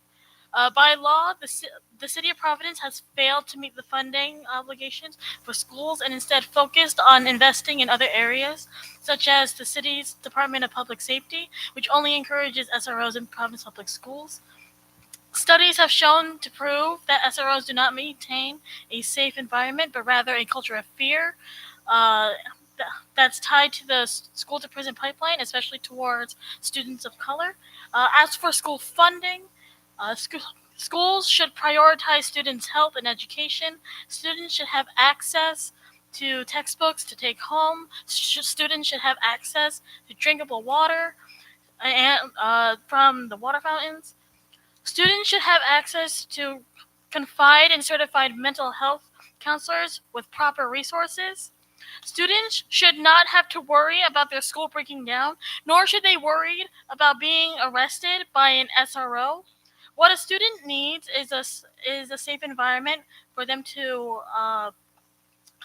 learn and to develop while also receiving proper guidance from teachers and counselors where the funding should be going towards, which is why I fully encourage the city to invest its money into providing students the safety and education they deserve.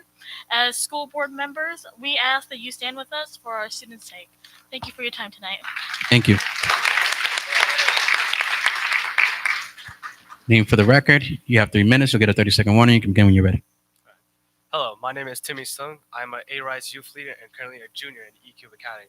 I am advocating for more funding in PPSD because I experienced as a first generation born from parents who were part of the Khmer Road that the lack of support for our schools, the underfunding from the city is going to eventually impact impact students as a whole. But the three potential upcoming problems that the students will have to face are: one, layoff on non-union staff at schools like the counselors that work every day to provide us a future, to provide us a scholarship, to provide us the programs that we desire and support for our upcoming future. The second one, the elimination of athletic programming in winter spring. I would like to add on to my previous members that said about this is that the things that we wake up every day, the things that we do to go to school, that we have a reason to do that. We do sports, we do extracurriculums, we do anything else just to be alive the next morning day. That's just something to keep us alive for our own effort, for our determination. And our third, additionally, increasing the mile eligibility for RIPTA will cause more students to not have access to transportation to and from school. I noticed that even if you have a 1 mile or higher than that, I see that they increase it just because of budgeting, because of saving, or whatever they said to make a rule of it. And just because you're at least zero point 0.1 miles, 0.1 miles away, you're still not eligible just to have ripped up to have that transportation. But I demand the PPSD and become equitably funded because the students are suffering.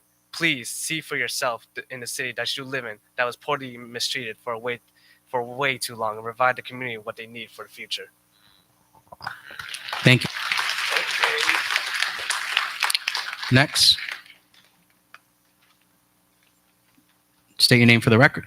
3 minutes. My name is Christopher Garcia. I am a junior at Central High School and also a young leader at Arise. I'm sharing my testimony because my little brother and I are deeply affected by the issues that I'm going to address.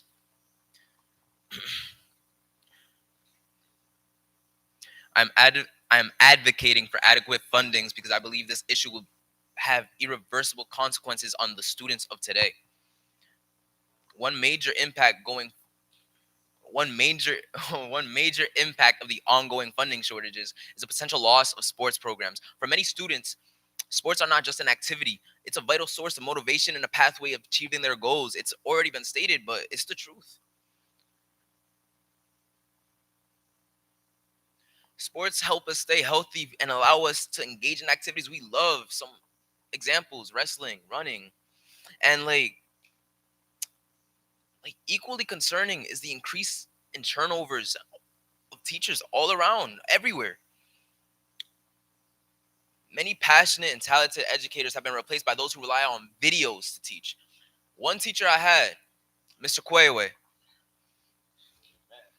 was dedicated and committed to our futures. He employed creative methods to help us understand complex topics and maintained a structured yet flexible environment. Losing teachers like him who genuinely care about our futures diminished our educational experience as a whole. Students should be treated as individuals with potential,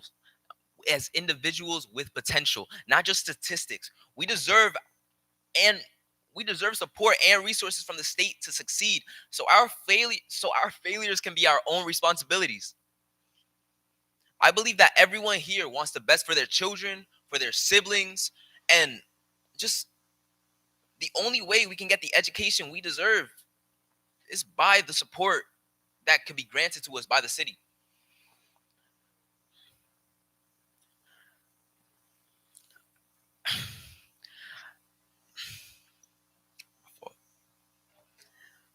I want my little brother to get the education he deserves. That is the main reason I am here. I want him to be able to get a tutor. I want him to be able to stay after school for studies. I want him to be able to do all of that. But teachers aren't getting paid overtime. Teachers aren't able to stay afterwards for that. Given the current state of our schools, that future I want feels increasingly out of reach. We as students demand proper funding. Among all city departments, schools are consistently at the bottom of the funding priority list. Despite being essential to the city's future, students need access to a safe and encouraging environment, extracurricular activities, and nutritious meals to thrive. It is unacceptable for the schools to prioritize other areas over education, especially when we are facing deteriorating conditions such as poor food quality, contaminated water, unsanitary spaces, and lack of qualified teachers. This is an urgent issue that must be addressed.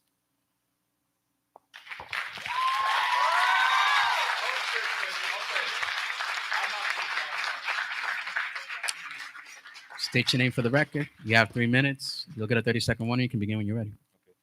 Good evening. My name is Juan Luciano.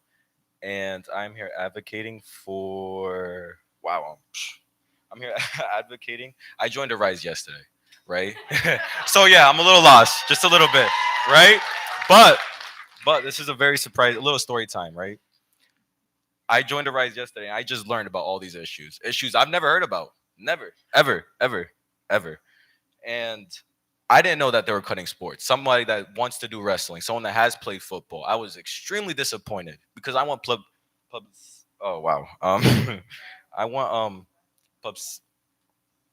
Yeah, that word. And I just wanted to be known all these issues that are going on because my parents don't know this, and people that do wrestling already don't know this.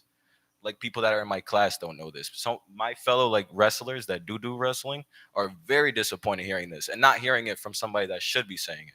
The people that are they're hearing it from me, which isn't really right in my eyes. And I'm calling for the allocation of funds of where they should be, and and the community is very unaware about what is going on, and that's really about it. There's not much more to say, and thank you for listening.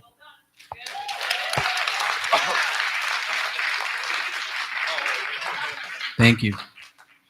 Next, state your name for the record. You have 3 minutes. You'll get a 30-second warning. You can begin when you're ready. Hello, my name is Naya Isamagazi. I'm a junior from PCTA, and hello. I am a youth leader at Arise PSU, and I also am part of OSPBD. I'm here today to speak about how the inadequate funding has negatively impacted my peers and I. My unpleasant experience in Providence schools is a byproduct of the negligence and underfunding of the city of Providence. I am genuinely curious on why students and teachers have to suffer due to the city of Providence not doing their part. I should not have to go to school and wonder if teachers will be there for the whole year. having having constant substitute teachers thrown at us, willing students that are willing to learn but not fully being able to learn because of the lack of structure in our school day from day to day. Cutting teachers and defunding public schools is an act of hate and should be treated as a crime. And yet you keep letting it happen again and again. I am here and I'm tired. I ask for what all students deserve. I am shown from the moment I walk into school that I'm viewed as less than. From the time that I see that there's less POC teachers, from the increased PPSD school closings, when will we learn that students matter? Students matter. I don't think we hear this enough. Students matter. I'm actually tired of looking at my paper. I wanna be real. As someone that I just looked up how far my bus is. I'm within the range of being, getting my ride taken away from me. That's crazy. That's actually crazy. I don't think that's unreal. You wouldn't see this in North Providence. I grew up in North Providence. You wouldn't see this in North Providence. I shouldn't have to be here today, but I am here today. There should be other people here today. You guys had so much time to talk. We didn't have enough. We don't have enough. We never have enough. I never get, not even just me, the students that I'm here. This is my school. That's the crazy part. We're here in my school, and I don't even feel like it's my school. This doesn't feel like my anything. This doesn't feel like my education. Education is supposed to further me, and I don't get to ever feel important, needed, because I am needed, and this is my district, and it should be treated as such. So have a wonderful day.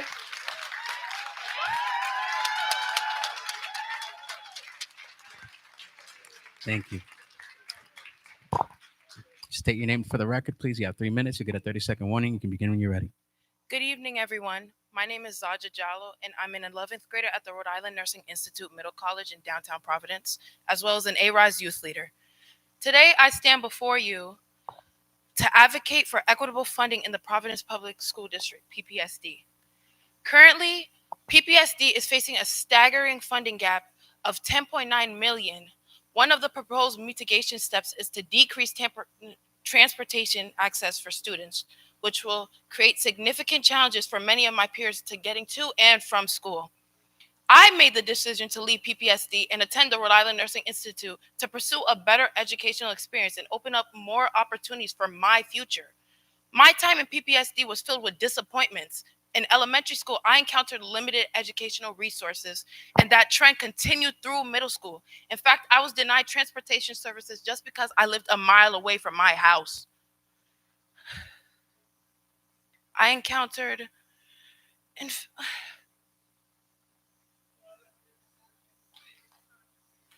y'all forced me to walk to school every single day. You know how many tardies I racked up?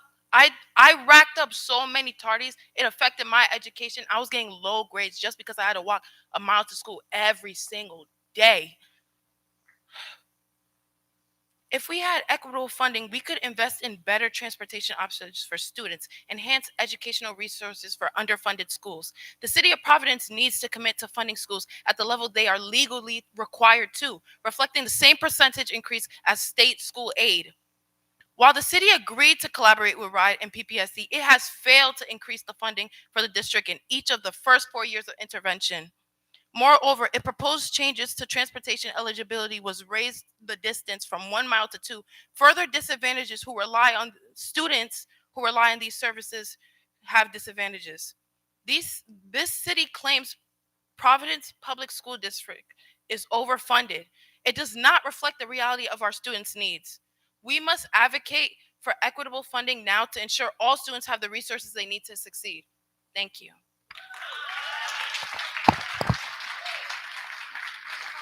Thank you. Welcome. State your name for the record. You have 3 minutes. You'll get a 30-second warning. You can start when you're ready.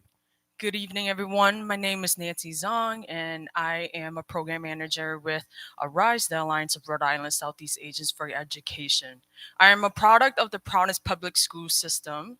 I was in the PPSD from K to 12. I know what it's like to experience inadequate funding, what it's like to drink water with lead, to be in classrooms filled with mold. And that is why I pursued and majored in public health for undergrad. And that is why I know that BIPOC, people that look like me, Black and brown people, are those who are most impacted by the social determinants of health. And it's unfortunate that it's 8 p.m. and now we're just getting to testimonies. We're now hearing from young people who are the most impacted, the ones who should be making the decision. But here we have those who are not directly impacted. They're making decisions and they're not listening to the young people or community members. So I'm here saying testimony for one of the young people because he had to go home. Hello, I'm Thomas, and I am in the 7th grade attending Nathaniel Green Middle School. I'm also a Junior Flames youth leader in ARISE. I'm here today to advocate for adequate funding in PPSD because I actually need a high quality education. However, I've discovered under the potential mitigation steps in response to the 10.9 million budget gap that non-union staff members are being laid off, aka my counselors. Not to mention the furlough of principals and central office staff members as well. The people who actually run the office staff, the people that actually run the curriculum and education that I need. Why is that? The city has been underfunding us for the past decade to the point where us students may not even have enough money for busing and transportation. Kids may not be able to go to school. That already has less teachers and staff. That already do not have necessary resources to teach effectively.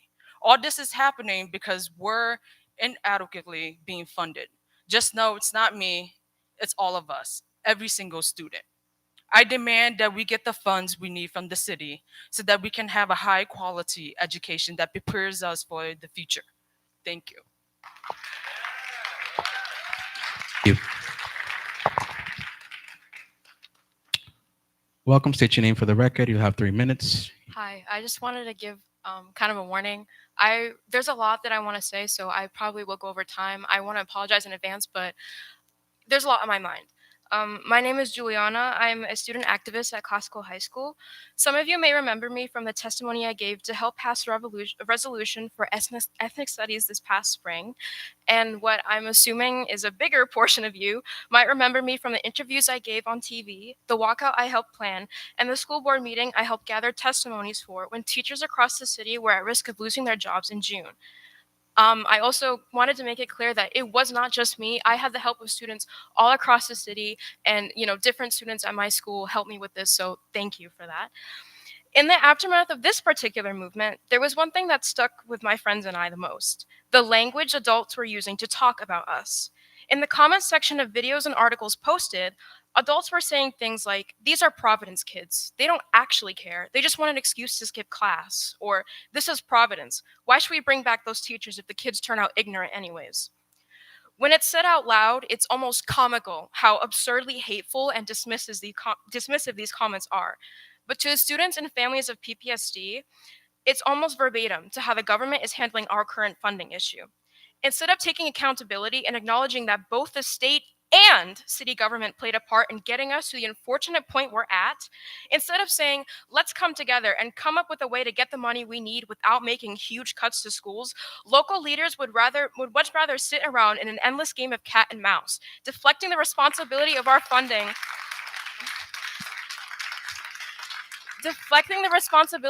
our schools onto the other side. I'm well aware that in the political climate of 2024, calls for everyone to join hands and sing Kumbaya fall flat. But now more than ever, it's something we need to aim for to the best of our ability. As of spring of this year, funding towards many art programs like my school's theater have been frozen, and they are at risk of getting completely shut down within the next few months, as well as our sports programs. To get rid of these is to get rid of the only things that set our modern school system apart from its primitive, earliest 20th century counterpart, a system that was invented simply to condition children for factory life, a system that did not take into account the hopes, dreams, and aspirations for the children it served. We are reverting backwards at an embarrassing rate, and I implore you, for the sake of my peers and 30 all the seconds. generations that come after us, to make the just decision. And the last thing I wanted to say to the school board and to those watching on the news: everyone that came up here and spoke on behalf of the youth was a person of color, okay? Providence is not less deserving of money because we have a majority student of colored body.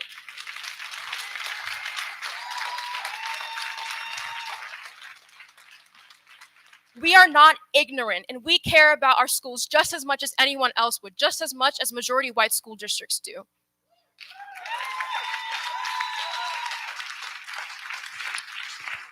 Thank you so much to our youth. Truly, truly, we appreciate you coming out and letting your voice be heard. You're always welcomed in this forum. Please come out to any meeting. We always welcome your input. So thank you so much for participating in tonight's dialogue. So I'm going to return back to my list. And same rules apply, 3 minutes each. You'll get a 30-second warning. So let's start off with Senator Zurier. Is he still here? He left. Great. Lindsay Paiva.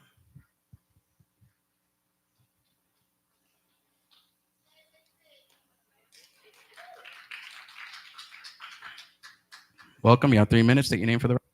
Thank you so much. My name is Lindsay Paiva. I'm a third grade teacher at Webster Ave Elementary, and I'm also a Providence resident. I want to thank all the students who spoke and for being here. And I feel that their voices should have been prioritized before the presentation and also before board comments, respectfully.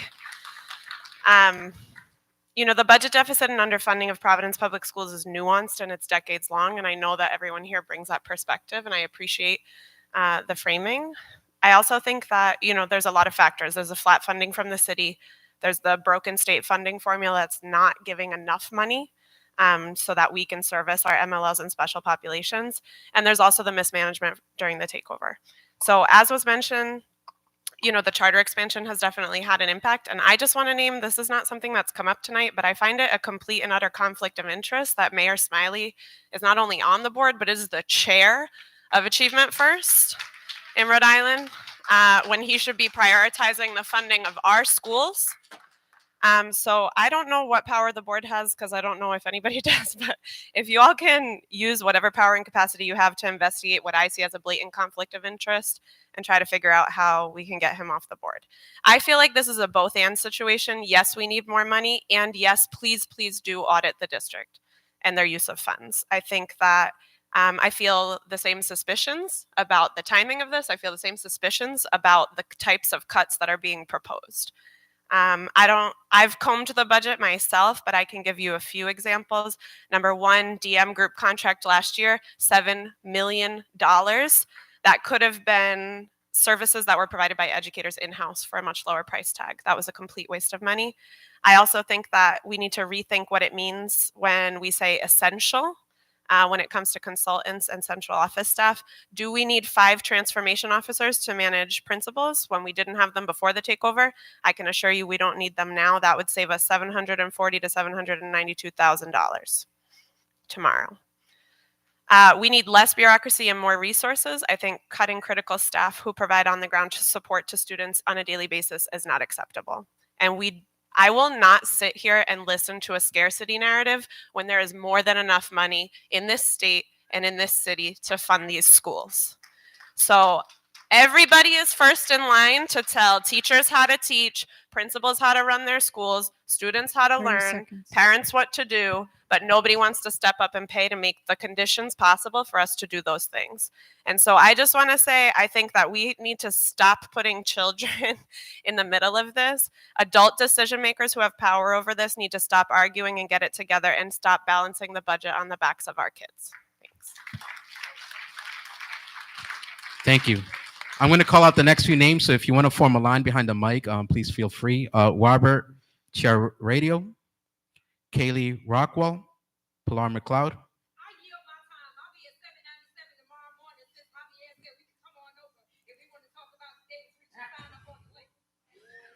Understood. So no Robert, no Kaylee. Kaylee, welcome. Is there an Erin Papa? No? All right. Begin, Ms. Kaylee Rockwell. 3 minutes. Thank you. Thank you to the board for having me this evening. My name is Kaylee Rockwell, and I'm a social studies teacher at Hope High School. I want to start with a story from my classroom today. I teach civics right now, and we were talking about the budget in preparation for this upcoming election season.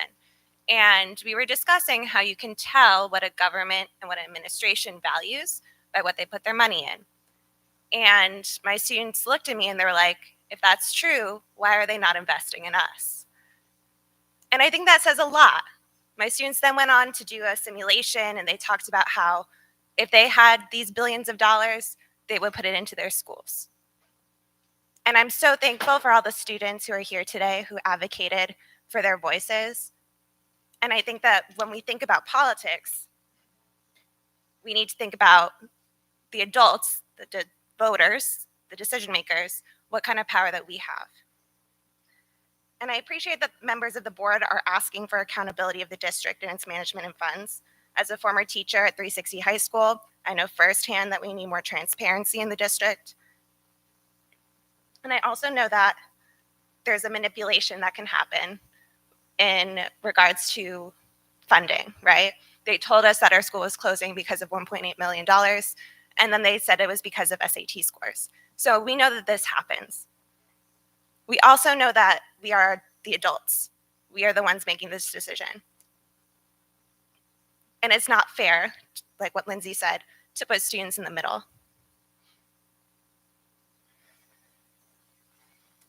We can point fingers at each other all we want, the city, the district, the state, the board, but ultimately it's up to us to make this happen. Ultimately, as students who will suffer, and it's our responsibility as the adults entrusted with their education to do right by them.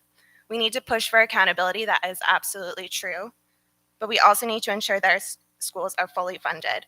Anything less is malpractice, and to use this accountability measure as leverage is unfair to our students. And thank you. Thank you. I'm going to call out the next few names. Aubrey Johnson, Jennifer Wood, CM Wallace. Feel free to make a line behind the microphone. Welcome. You get your name. You have 3 minutes. You can begin when you're ready. Hello. Good evening. My name is Erin Papa. I'm a resident of Providence and an involved community member and educator. I both work in higher education, preparing educators, but also with community-based organizations and do a lot of work with immigrants and refugees and advocacy around multilingual education. I didn't prepare a very long testimony, but I wanted to just echo a lot of what the youth have said already, and what my colleague Lindsay has already said about the funding issues. I've been educated my whole life in public schools from kindergarten through higher education. And I think it's no coincidence that we are here today because of a long-term funding neglect and systemic underfunding, and adult decision makers pointing fingers at one another. And it's no coincidence that in Providence, a district that serves a majority minoritized student population, is having these conversations over and over again. I was fortunate to be educated in North Kingstown schools, which are largely white. And as some of the youth mentioned before, the students in Providence deserve to have an education at least the same quality as the students where I grew up. So I'm here to ask that we don't keep pointing fingers at one another, but that the leaders of the city, the state, this includes the mayor, the city council, our elected officials in the General Assembly, the governor, the mayor, the commissioner, all of these people have a role to play in the funding, equitable and adequate funding of our public schools in Providence. And we don't have the time to keep pointing fingers. We need to fund the schools today and make sure that none of the essential services and social emotional supports, the sports and the multilingual learner teacher preparation are cut. Those are not on the table. We need to figure out how we can fund them today. Thank you. Thank you. Aubrey Johnson, Jennifer Wood, Sam Wallace. Welcome. State your name for the record. You have 3 minutes. Thank you. My name is Jennifer Wood. I'm a Providence resident, parent and grandparent, and appalled citizen. So, oh my God, people.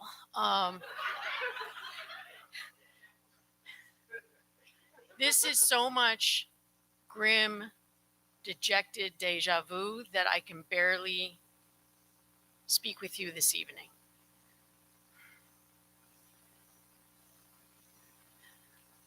When I first read the Johns Hopkins report, and it said in the first front pages, this is not about adequate funding, I closed the report. I was like, this is bullshit.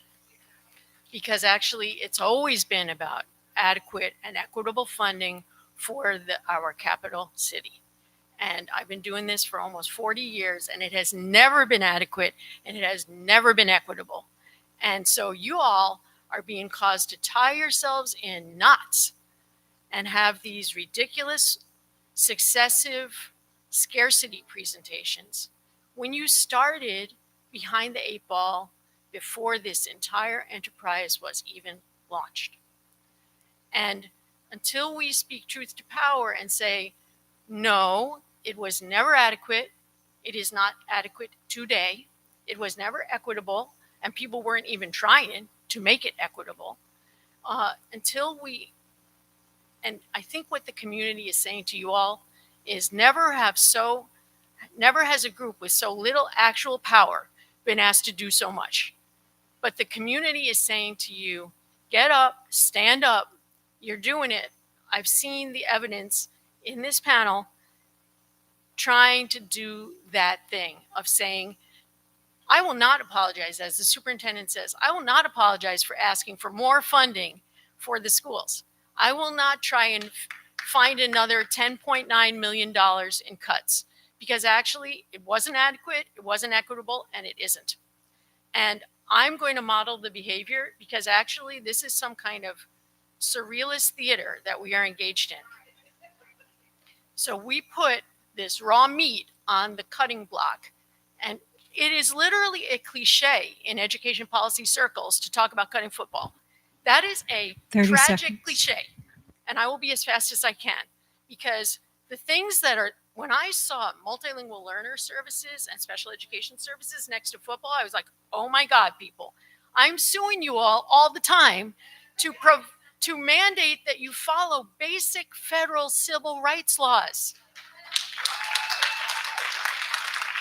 We just extended the federal court's jurisdiction because you all cannot evaluate 3 to 5-year-olds with autism in a timely manner. When I say that sentence, I apologize.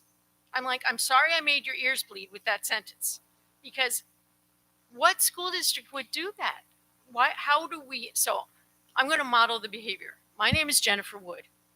I am an adult, and I apologize to all the young people who had to come here because we're providing an environment of fear to bring you out to fight for the things that matter to you all, because we are not taking responsibility. So I am taking responsibility. I am an adult. I have failed, clearly. I've been working at this a long time. I thought I was working my hardest, but I will work harder because I have failed. And I will support anyone on this panel and anyone who gets elected to be here next to get up and stand up and say to the state, with their money with the B's in it, and the city, shame on you. It has never been adequate and equitable. That is because you have disinvested in the state's capital city, because it is a city made up of Black and brown children predominantly, and you are unwilling to actually make the investments where they count. And I will not apologize for demanding more funding from the city and the state, because look, I went and reread all the RIPEC reports. RIPEC is saying that the funding that has been achieved over the last 3 years is not equitable, that Providence has received a lower proportion than the median that went to other state districts. That is not equity. And I've lived in this city my entire adult life.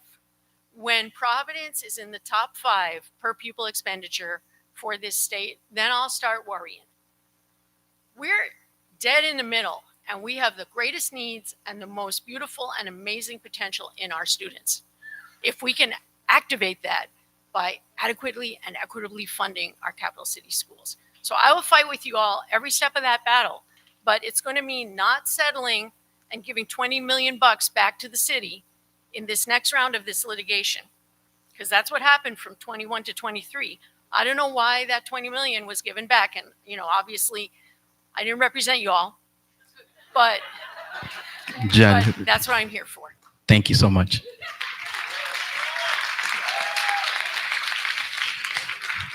Aubrey Johnson, Sam Wallace, Shonda Womack.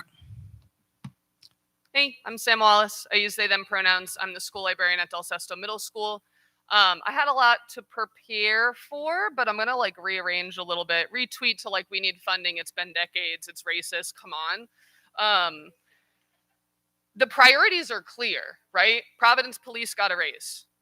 We're talking about cutting teacher pay and cutting additional things from our contract right now. I'm in a library that just reopened with a construction that none of us asked for, but we don't have a budget to get new books. Our books are older than our students sitting here. So I want to be clear that it's already been bad. And I understand that folks are frustrated by the timeline. You're frustrated that this didn't come up earlier, but I need to explain to you how hard it is on the ground right now, because you are going to lose students and teachers if you continue to play this political game. I want to call out one real quick thing with my friend who really likes our charters. Our private charters that operate within a public district are taking money away from this. So I just wanted to name that really quickly. We don't need studies as to why families are going. Families are going because they're resourced with private dollars. We don't get private dollars. I'm confused by the question to be asked to seek out private funding. We're a public school. We have a mayor who has clear priorities, and those priorities are not our students.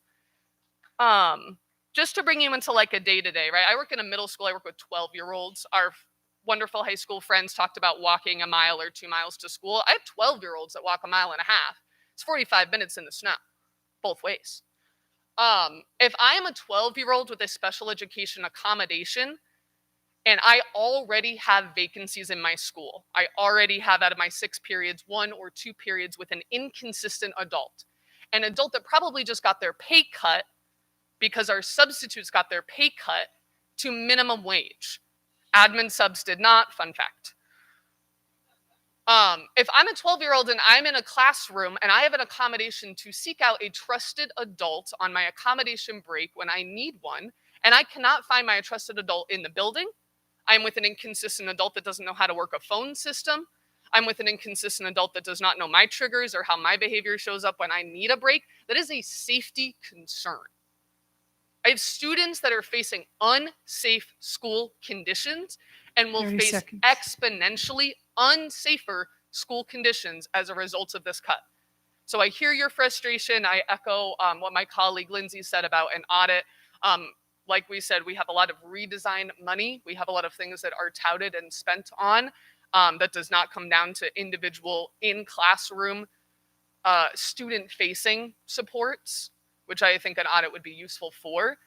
But this, as folks have pointed out, is a 5-year-long program out of a decade-long program of underfunding. Time. Thank you. Thank you. Shonda Womack, Louis Avila, Thomas Seck. None of those individuals are here? Oh.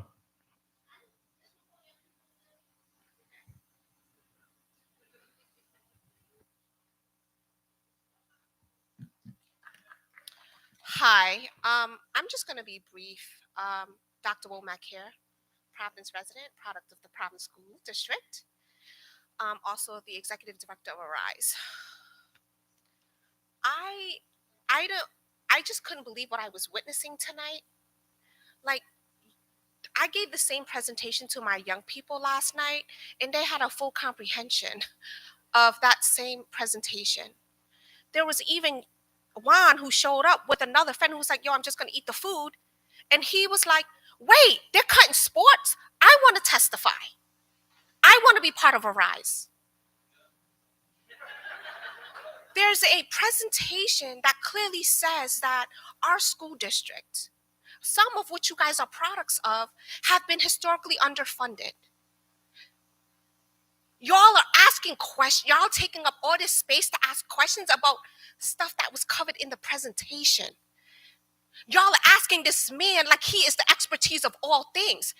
Do you know if there's any research? Bruh, you are an elected school board member. Go look for that research. I'm so confused. You're asking questions. Have you tried other avenues for revenue? No, the city has not done its part. Why are you asking those questions? I'm so confused. Let's be very clear. We have shown up here multiple times, Arise Youth, Arise staff, with our movement family, to let PPSD know how we feel about their lack of transparency. We have questions with the way they have operated, right? But the conversation here is about holding the city accountable and holding ourselves collectively accountable, because it's adults that got us here. It is very scary to witness that, hey, we care about young people, we care about the adults who came out, but yet y'all took up so much space. Young people didn't get on the mic until 8 p.m. Stop saying this superficial BS when y'all are not modeling what that looks like. And folks are running for election, right? We're about to vote in a few weeks. For me, it felt like there was this political battle, like y'all were fighting each other. Yes, we know there's beef, but y'all took up this space to do that. How are we supposed to trust that you're going to steward the school district with fidelity? That is very scary. Thank you. Thank you. Next, we have Jeremy Sensor, followed by Holly Parsons, and then Damian Lima. Thank you. Holly Parsons. Welcome. State your name for the record. You have 3 minutes. My name is Holly Parsons. I'm here as a parent of 2 Providence Public School students, a resident, and an educator myself. The last time I stood at this microphone was in May to address the City Council in hopes of securing enough funding for Providence Public Schools to operate without cutting crucial staffs. Mr. Stevens stated that before the budget was secured in June, we should have raised hell. Well, we did, and we lost. So we're here again. My 2 kids go to Providence Public Schools, and I'm an educator at a public elementary school in Massachusetts. This summer, needing to set up my classroom, I brought my 7-year-old daughter to help, who goes to school in Providence. After a successful and productive day on our drive home, she said, "Mom, can I go to your school this year instead of mine?" Knowing how much she values her friends and independence, I asked her to elaborate, and her response was, "It just seems like a better place to be." Now, my school building is far from state of the art. In fact, it hasn't been renovated in decades. We serve students at all income levels, dozens of languages, and numerous family structures. So what made her ask this? Could she have noticed that in the supply room, my district provides teachers with basic supplies so teachers don't have to make Amazon wish lists to send home to families? Did she see my class list of students with no more than 19 names on any of the lists? Was it the presence of multiple guidance counselors, social workers, librarians, music, art, and Spanish teachers? Or was it something less tangible, like the calm and confident vibe of adults who know their job is not in jeopardy year after year and that they work for a city that supports them and sees value in their incredibly difficult jobs? Before coming to speak tonight, I thought I might understand your thinking a little bit better if I knew more about you. So I went to the Providence Public School District website and read your biographies. I learned that one of you founded an organization called Millennial Rhode Island, a network that focuses on inspiring and connecting millennials to live, work, and grow in the Ocean State. One of you is the product of Boston Public Schools and overcame odds to graduate college, and states that you are a, quote, passionate, lifelong learner and creative thinker committed to the quality of public education for all students. One of you is a poet who emphasizes being passionate about community service and youth empowerment. And one of you graduated from our very own Providence Public School system, serving as both your class president and captain of the varsity football team. If I didn't feel infuriated before, I feel absolutely 30 betrayed now. seconds. Are these lines and accolades simply resume fluff, or are you here to walk the walk? What are we as parents supposed to do? I cannot help but feel that with these proposed cuts, you intend to force out families who can afford to leave and punish and perpetuate the cycle of poverty for those who cannot. Do you believe in the future of Providence as a beautiful, diverse, safe, and educated place to be, or is it just me? Thank you. Next, we have Damian Lima, followed by Naomi Barrett, and followed by Andrea Gonzalez. So Damian, Naomi, or Andrea?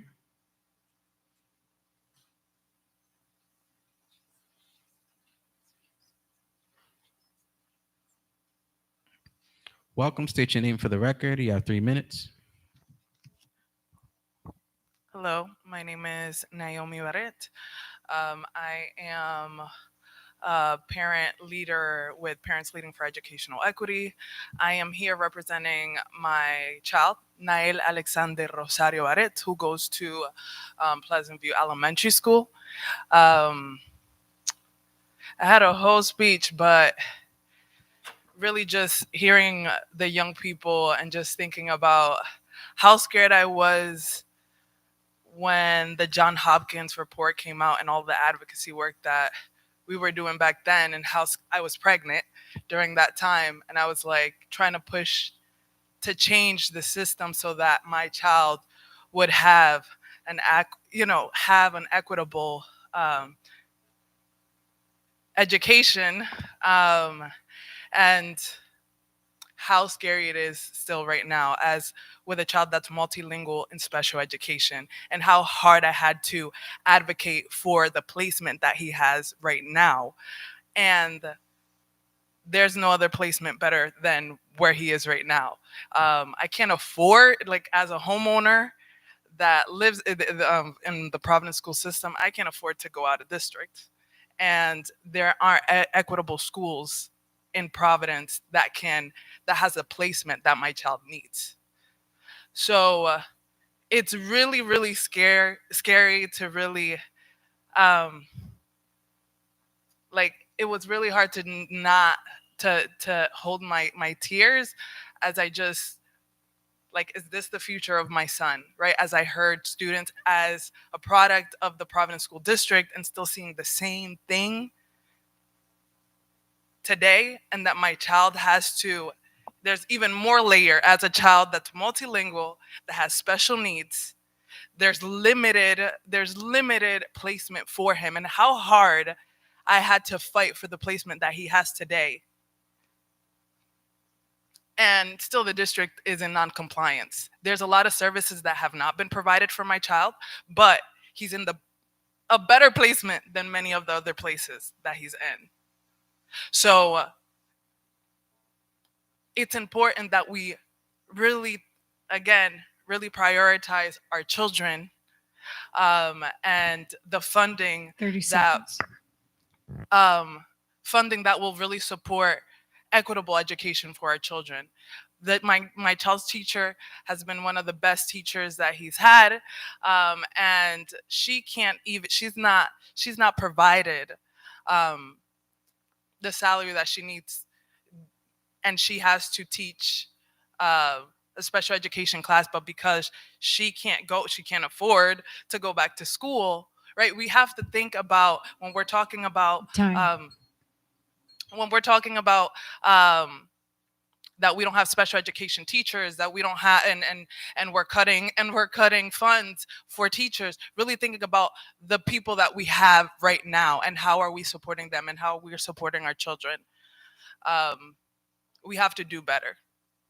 Thank you for your advocacy.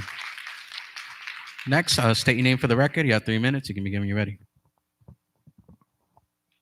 Hello, everyone. My name is Andrea Gonzalez Sanchez. I'm an alumni from PPSD, a program manager at Young Voices, which supports PPSD youth in a majority. And I'm also a social work master's student at Rhode Island College who actually dreams of working at PPSD to support some of the issues that we see consistently. I came in today with a really wonderful speech that's really inspirational. Feel free to read it. But I sat here for hours just wondering how we allowed this to happen. And I stand here heartbroken because all of these resources are costing us lives. I don't think people understand that these are real students. These are real people that we're dealing with. And it feels consistently like they are put at the bottom of the line. They do not matter. We are not showing them that they matter. And we need to start showing up for them. We can't tell them that attendance matters and not give them the resources to attend school. We can't tell them that their grades matter and not show them that we believe in them. We can't do any of this. We can't ask for them to hope for themselves when we clearly are not hoping for them. We clearly have shown them that we're hopeless because we're not funding any of it. And I am heartbroken. I am heartbroken because I serve these youth and I know I don't have enough to give them. I know that what you guys are lacking, I cannot give. I know that no amount of social workers are able to cover what we're doing right now. No amount of people, no amount of parents can cover what we're lacking. And you guys need to. You guys need to stand up for the young people that today had to sit here for hours just to tell you that they're important, that they're human beings, that you should pay attention to them, that you should do your jobs. I'm heartbroken because I care for these people. And I'm heartbroken because I was one of the youth who was failed by the system. I'm heartbroken because if it wasn't for organizations like Young Voices who cover everything that other places don't do, if it wasn't for them, I wouldn't be in 30 college. seconds. I wouldn't be in this country. I wouldn't be here. I wouldn't have learned English. You would have had to listen to this whole thing and this whole rant in Spanish. And no te iba a gustar, te lo digo yo. You wouldn't have liked it. So I'm just asking you that you please look at what you're doing. And you look at each young person that walked in today and you listen to them. And you truly look within. And you can, if you feel confident in it, go ahead and tell them that they don't matter. But don't look at us and tell us that they do and that you want them to do better. You do better. Thank you. I'll call out the next few names: Alexis Lamb, Shannon McLeod, Belkis Guance.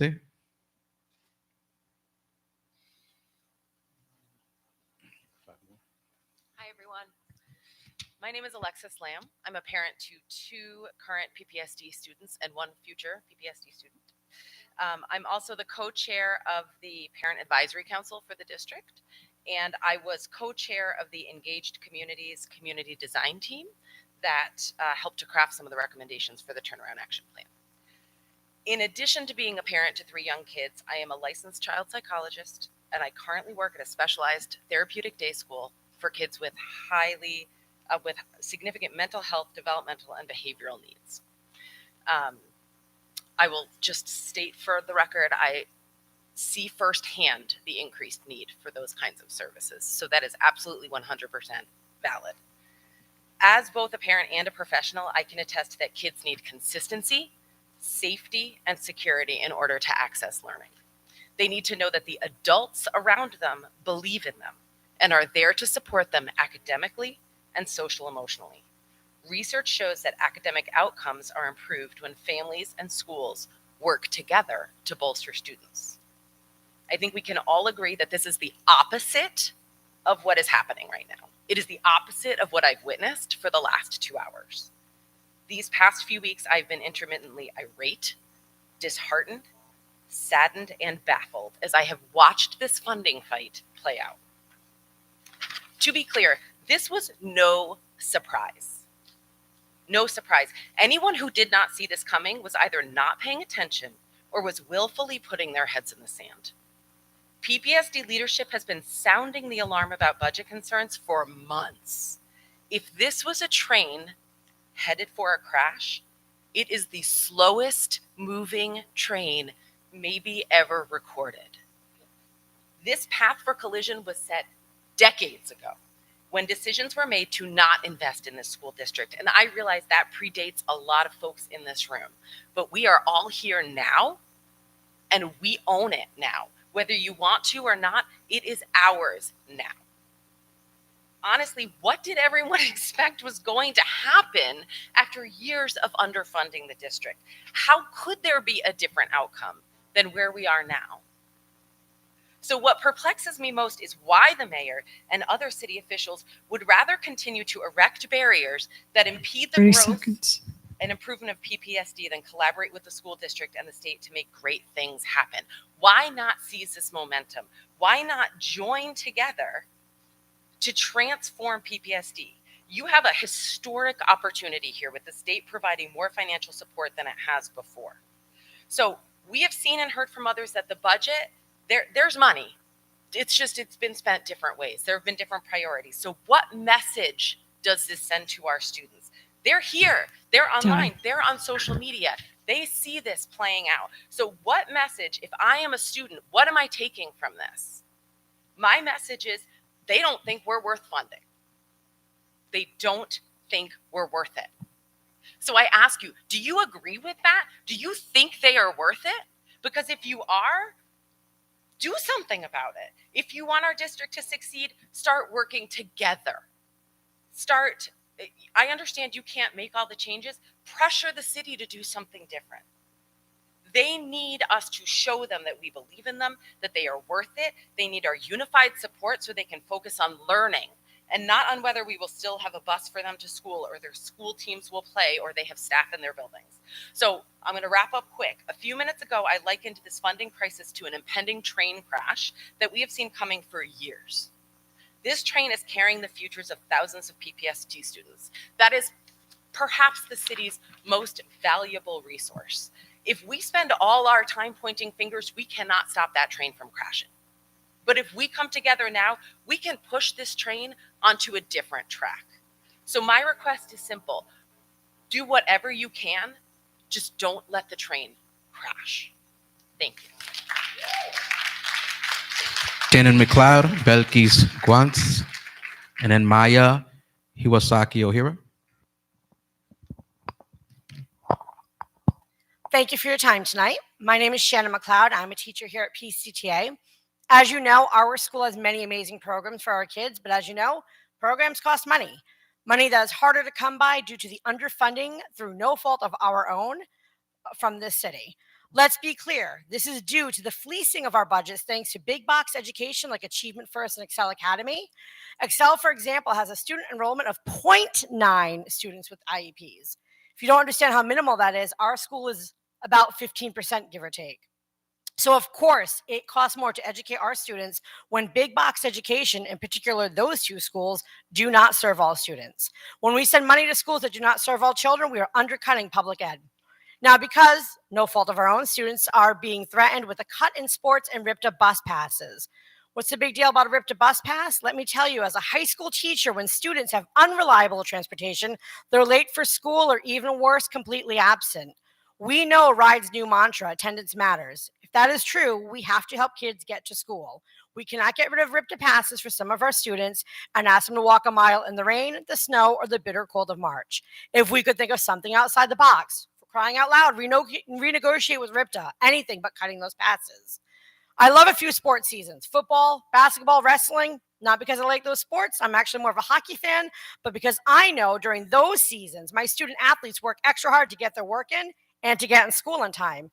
Not only that, the climate and culture sports and the arts bring to a school is immeasurable. Cutting programs that bring student joy would have irreparable harm. Think of all those movies, those John Hughes movies about high school life. They didn't show scenes of overtesting. It was football games and joyful moments of school. Because we have been level funded for years, we are now at a point where there is a buying freeze. What does that look like? It looks like teachers at donors choose projects, an Amazon wish list, crowdfunding to get supplies that we know would be purchased if the district had the money. By the way, I have an Amazon wish list on my Twitter. Tonight, I also learned that teachers like myself may lose MLS certification reimbursement. I'm in the middle of a program that costs $4,000 every 6 months. I'm accelerating classes to ensure I get it done in less than a year to better serve my multi-language learners. In fact, after this, and after parent-teacher conferences I had today and a meeting I have to go home and write my 4th paper of the month for my certification when I get home tonight. And I might not get reimbursed. Ouch. As the first organization that went after level funding, we appreciate that PPSD administration is also speaking out and being underfunded. And yes, it goes without saying, this is not an easy problem to fix and won't be done overnight. Yes, we need to look at the state formula, something sustainable, not just a one-time pile of money to put a Band-Aid on a gaping wound. Yes, there isn't one solution to this problem, but taking from students and educators is not the solution. Thank you. Thank you. Belkis Guansen, Maya Hiwasaki Ohira, and Peter Chung.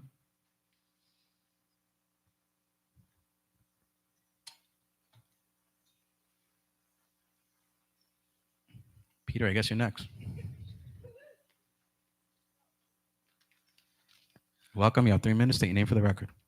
Good evening, everybody. My name is Peter Chung. I'm a PPSD parent of a 4th grader at Dr. Martin Luther King Elementary School, as well as the executive director of Young Voices. Today, I'm here to testify in regards to the funding crisis our schools are in. I can jump on the wagon about nitpicking our school budget had we fully funded our schools in the first place. I'd like to lead off saying that, in fact, that is a fact that back in the spring, the district provided both the board and the city with a clear warning that major financial challenges were looming as we entered the new school year. Despite this, students, parents, myself, and members of our community came out in numbers urging the city to increase its investments in our schools. In response, we received an additional $2 million plus, far less than the $15 to $20 million that was originally requested.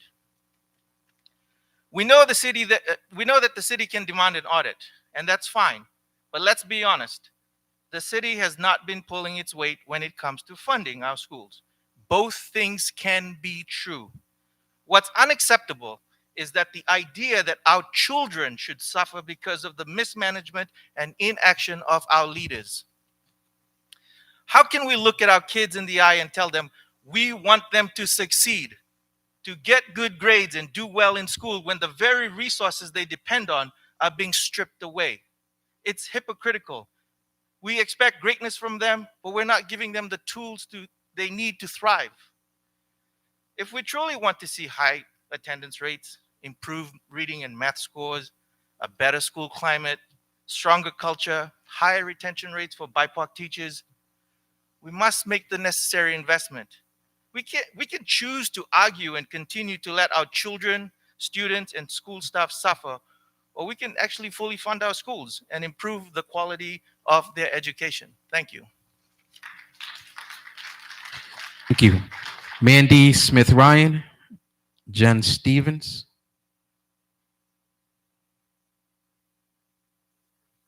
Is one of you Mandy or Jen? Is there any other member from the public that didn't get an opportunity to sign up that wishes to provide comment tonight?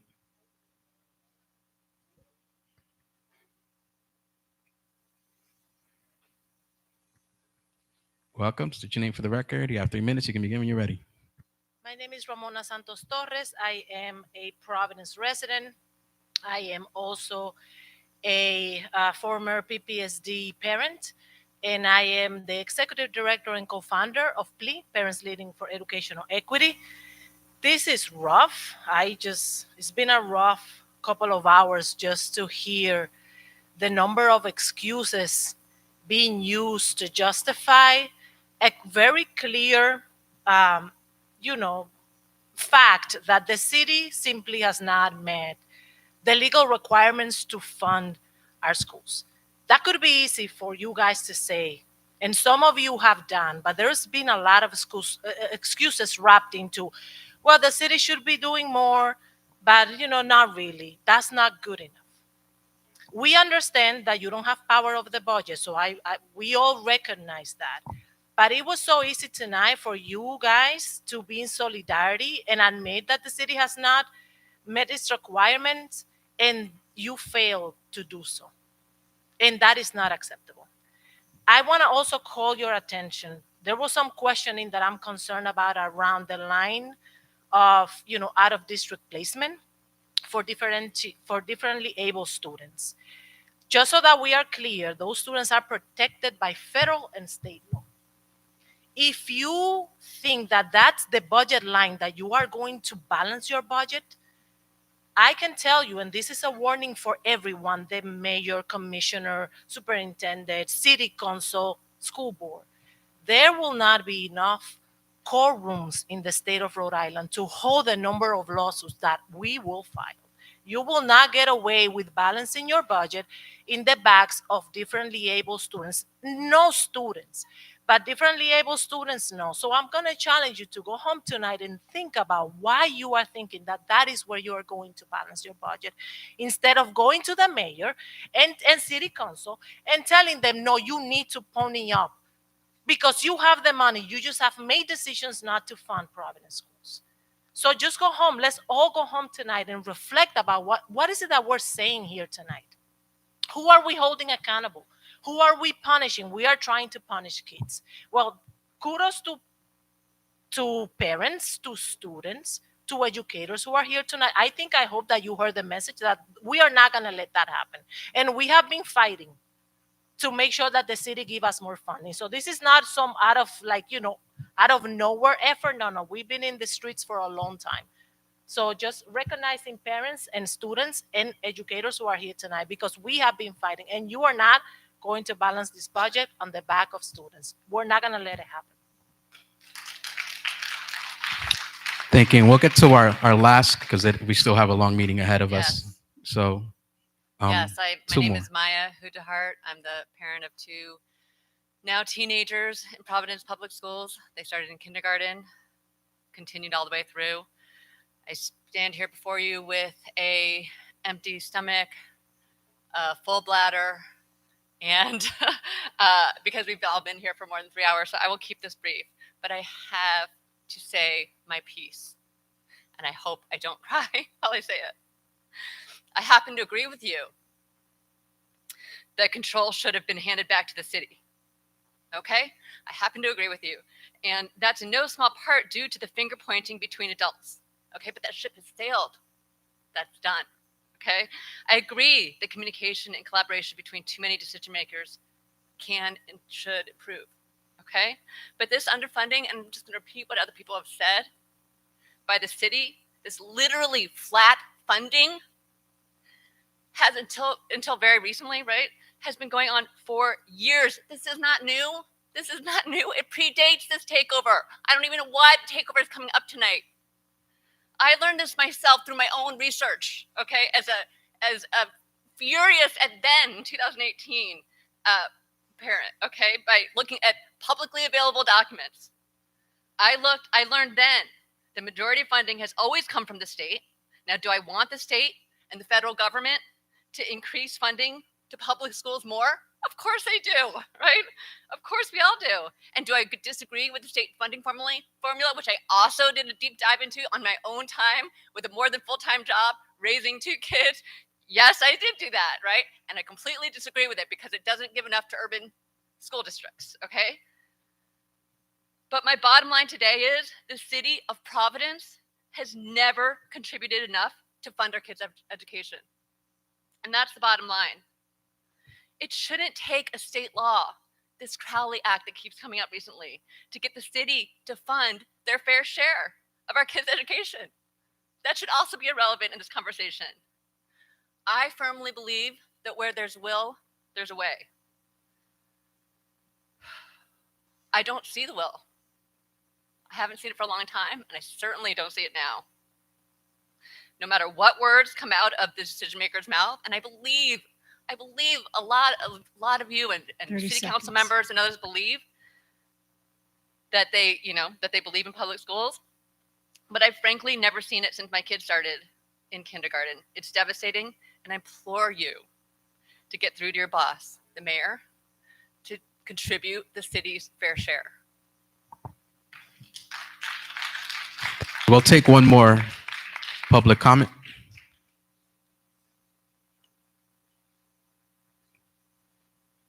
Thank you. State your name for the record. Yes, thank you. Gerard Catala, president of the NAACP Providence branch. My daughter graduated from the Providence Public School System 2 years ago. And I still have a 12-year-old son who's in 7th grade, and I myself graduated from the Providence Public School System. So I know a lot of people gave a lot of testimony today about the budget and the finances, and I appreciate that. But I'm gonna take a different turn right now. We have a very important election coming up on November 5th. Not just a presidential election, but for the first time we have an historic election because we're going to be electing the school committee. Now, it's my understanding that there are 18 candidates. Now, our students have a voice. Now, while many of them won't be able to vote because they're not 18, their parents, their teachers, their friends, and their elders are listening to them. And through us, we're going to help them elect the right school board. Now, on October 22nd at the Providence Public Library, the Providence Student Union, the NAACP, Brown Votes, and a number of other community organizations are having a first of its kind school board forum. Now, it's my understanding there's only 11 of you who signed up. Now, while that's a large number, all 18 candidates should be at that forum. They need to be there because the students' voices need to be heard. The students should have say in who is representing them, and the candidates should care enough, if they really want that position, to make sure that they're there to listen to the voice of the students. So this, for me, is very important, that these students are heard and they're respected. It's their future that we have to decide on. Their future is in our hands, the teachers, the parents, the community, and the school board. With that, the school board and the candidates should be taking it seriously enough that they should be able to take 3 hours out of their day and come down and listen to the students. Thank you. I saw you come up, so you can be our last public comment speaker, and then we'll move on to the next item on the agenda. So I was like 5 minutes late tonight, so maybe I missed it. But there are two things that I want to hear. What are the next steps, and when is the decision going to be made? You all talked all night. I never heard that. I don't know what the budget people are doing. I don't know what the superintendent's doing.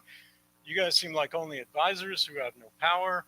So what are the next steps, and when is the decision going to be made? The only two things you need to do next. Thank you.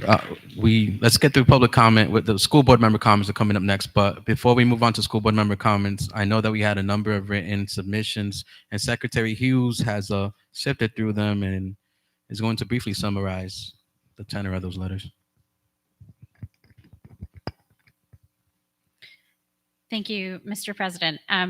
we received over, I believe, 22 written comments in addition to the comments that were shared out loud with you tonight. We received, in addition to everything you heard already, we had comments from 4 students, 8 parents, 5 teachers, and 4 or 5 different community organizers, groups, and officials. We heard from Providence Student Union, our school's PVD. We heard from PLE, Parents Leading for Educational Equity. We heard from Arise. We heard from Young Voices, Rhode Island Kids Count, and State Senator Sam Zurier, who was here earlier but submitted written comments instead. We heard from the head of the Providence Teachers Union, as well as several other educators here tonight in person, as well as with written comments. And parents from a wide range of schools and communities.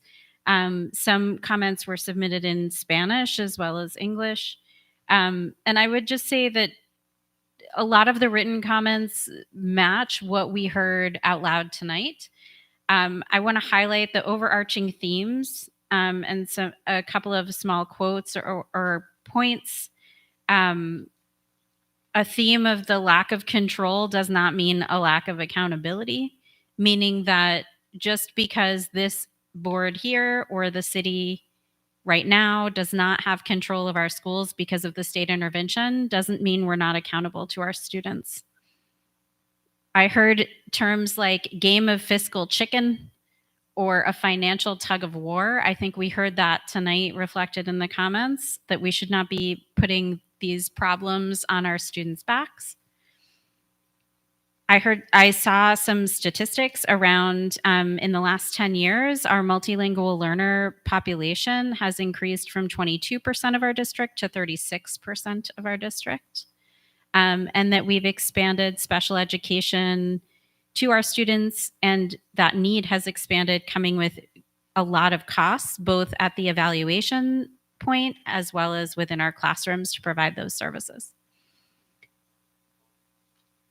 I think that students overwhelmingly, but also teachers and parents and community organizers really hammered home for us, as well as all of our high school speakers tonight, how important providing transportation is, that is going to have long-lasting and problems for so many people. I don't have that number right in front of my face right now, but I believe that we're talking about something like 2,400 students.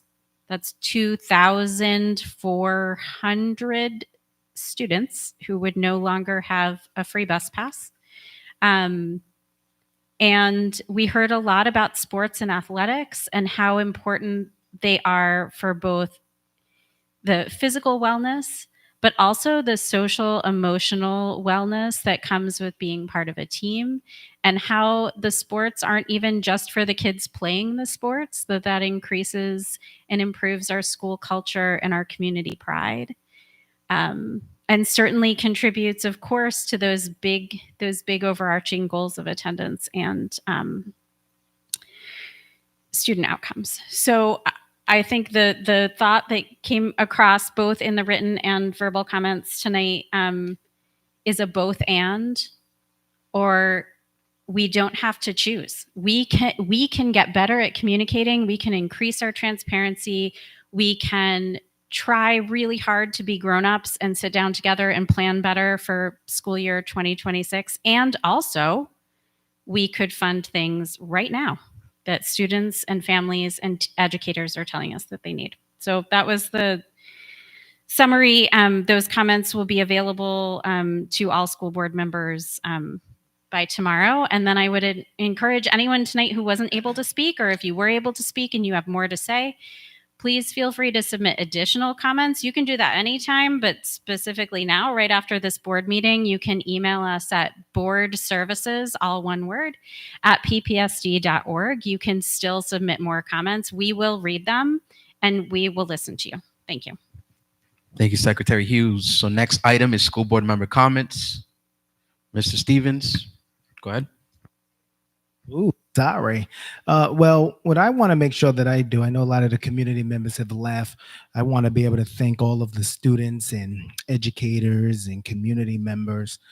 But I want to, and I'll post this definitely on Twitter, is remind the community that, the state has officially and always said that this board serves, in fact, in an advisory capacity.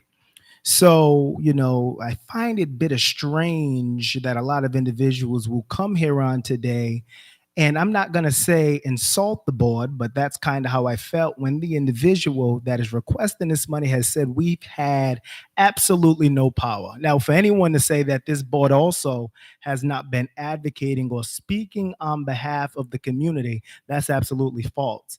And that insults my integrity and character, because everyone knows that I've been the biggest advocate for the community. And, for an individual to make a statement and say that Mr. Stevens, you didn't call my name out, but to say by being the class president and the captain of the football team is fluffing a resume, is fluffing my resume. I wish I could get six figures and I was privileged, of putting that on my resume, being class president and the captain of the football team. So, I'm trying to find the balance here. And, I'm pretty outspoken. I like to have conversations with individuals personally. But, I have the same questions you have. What is the solution? Many times this board has tried to find solutions and we have been slapped. We've been minimized. We've been overturned on decisions that we've made, solutions that we tried to follow. But now, the solution is the Rhode Island Department of Education wants the board to, stand by them. We can't do that. There has to be transparency. Like I said, all of us believe that the school should, in fact, be properly funded. I'm in agreement with that. But the thing is, the school department has not, I'm not even going to say the school department, RIDE has not provided that same respect and transparency to us. So for us to just give them additional funding, I'm not in agreement with it. And I'm going to be honest. I'll say it publicly. I don't care who states it or says it. The facts is the facts. So I'm just saying this advisory board is in an advisory capacity. We've been disrespected multiple times by the state of Rhode Island by calling us an advisory board. Tonight, all I'm going to do is advise that the district provides an audit, which is a level of transparency. And then that's where my advocacy is going to go towards. And I stand by that 100%. I don't care who don't like it. Thank you. Any other school board member comments want to offer comments tonight? Ms. Aiken?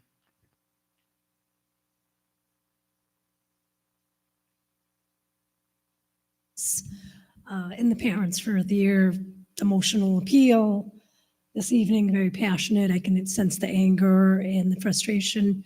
And I stand with you in that to make sure you get the best educational outcomes possible for your public school here in Providence.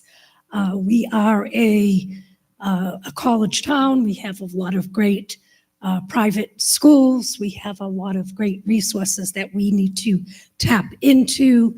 And, the comment from the Arise leader, we are bound under the TAP progress to conduct extensive external engagements for findings, and including, for recommendations for funding and grant writing and fundraising and what have you. So we're not looking for private funding, but we're looking for public outreach with our partners and stakeholders as well. But I just wanted to thank the students specifically because I was once that angry student fighting for my education, and it was through sports and recreation and my coach, helping me along through graduation. So those are very concerning cuts for me, and I will continue to advocate for these cuts to not take place. Just wanted to thank everybody once again. Thank you. Thank you. Any other school board member comments? Gentleman over here, I don't know if you stated your name. So Douglas? Yeah, so I mean, I think he had a great question that I don't think we're trying to answer. So I actually want to pass it to the superintendent because I think he had questions in terms of like next steps, advocacy, timelines in terms of the, the budget asks from the district, how you're anticipating the city council and the mayor to react to it, potential roles for advocacy for community members, sort of next steps because we're sort of out of budget cycle. I don't remember those timelines being there, but superintendent, I just want to know if you, because I think that was a good question to be answered. As far as timelines, we can sit down and look at. We have the timelines that went by, but definitely we'll take that into consideration because we do have what the next steps are. We have the timeline that came. We received a letter of what each individual needs to do before we actually go back to local control. So each individual within that letter that we receive has a timeline for us to follow. What is it? Is it like January? I think that's he's just trying to get.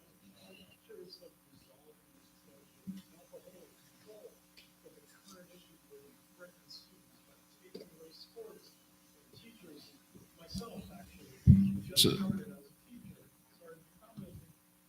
but my job is actually listed as one of the ones that you're going to take away special needs teaching assistant. You're going to take my job away, threaten that. So what are the steps that you're going to do to resolve this issue? You have meetings and times set up with the mayor. There is constantly communication. It's still in litigation, so we're still working with that. And now I just want to make one quick correction. I did not threaten anyone or anyone's position. We're at the point where, okay, so what I'm saying is that I or the district did not threaten anyone. These are all the last options that we have because we have done extreme work, responsible work to try to mitigate this situation and have multiple conversations to try to fix this before. So this was once again another flag going up and says, if we do not meet in the middle and find the funding for our students, this is what can happen. So I don't take that as a threat. This is me just opening everyone's eyes once again and saying, this is what's at stake, our students. Thank you. Any other school board members want to offer comment? All right, so quickly, I just want to give a quick update on, as was recently voted on by the Council of K-12 Education, the State Council of K-12 Education, state intervention of our school district has been extended up until a period of 3 years. In the interim, we have received the communication from RIDE regarding immediate next steps that relevant parties, i.e.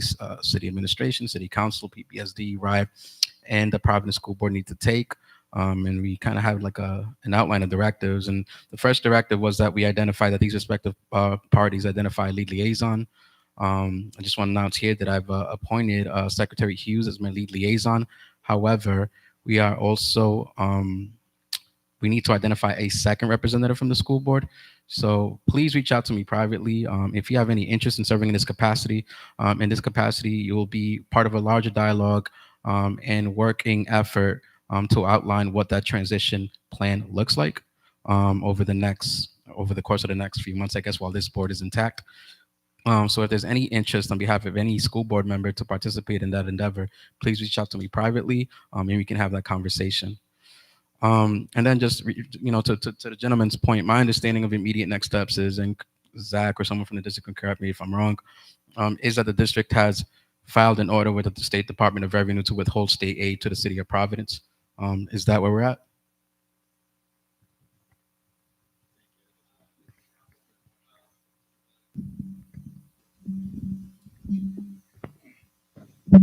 That did happen. Excuse me. I believe the city filed a countersuit today, and there'll be a temporary restraining order heard tomorrow. So it's an illegal jurisdiction now. That's right. Thank you. Any other school board member comments? Secretary Hughes?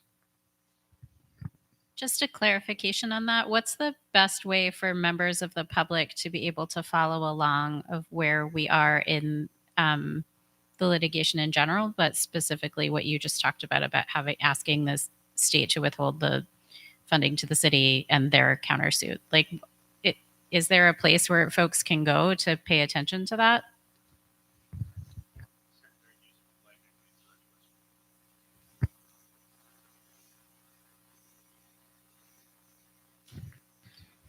So I'm not sure about the temporary restraining order hearing, but the hearings are generally available to the public. Sometimes a hearing may be conferenced, especially on the TRO that's scheduled for tomorrow, but the proceedings and the results of the proceedings can all be followed on the judiciary page, which is available at the courtsri.gov page. And there's a public access link where you can access the specific information detailed within the case file. And I can provide that information or make it generally accessible to the board and put it on the board's page if they were interested in making that public and accessible to the community.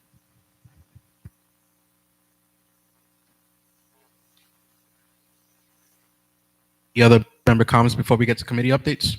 All right, hearing none, let's get to committee updates. Policy Committee, Secretary Hughes. Should have kept the mic. The policy committee wasn't able to make quorum this past month, so we did not meet. Our next meeting is coming up the first Wednesday of November. At this stage, particularly because the current school board is going to have some turnover in some capacity or another, we are likely to make our primary focus sort of wrap up and policy planning. But more information will be available closer to that meeting date, and the agenda will be posted, as always, within 48 hours of that meeting.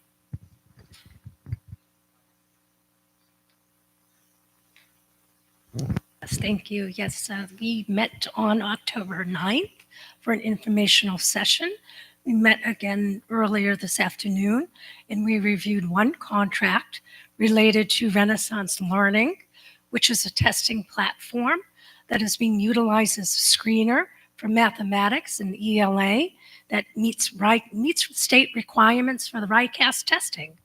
We are happy to present this for the school board approval. Thank you. Health and Wellness, Chairman Mahingabu. Thank you, Mr. President. We're gonna be hold health and awareness meeting next week, Wednesday, with our co-chair, Ms. Tony. We're gonna be focusing on prioritizing students' mental health. For example, we're opening a new subcommittee on bullying and substance use, and also continue to advocate to expand smart clinics in our school as well. And we're gonna be holding another mental health fair with 12 students, and also continue to work with students to open mental health clubs in the campus, in the schools. Thank you, Chairman. CTE Committee, Vice President Escobar. So our next meeting is on October 30th, and I asked Brett Dickens to just help give sort of a roundup, a report, and maybe some of it maybe came through Superintendent. I know Superintendent likes sharing good news, and a lot of good news seems to come through CTE program. So if I'm repeating it, I apologies. But she wanted to let the board know that 28 programs are in full swing, serving 1,832 students in the district. The Alvarez's Finance Academy is up and running, and if folks are sort of following sort of where the finance sector career jobs are going and banking, I think that's a huge opportunity for Providence students. JSEC will launch a CTE dental program next fall.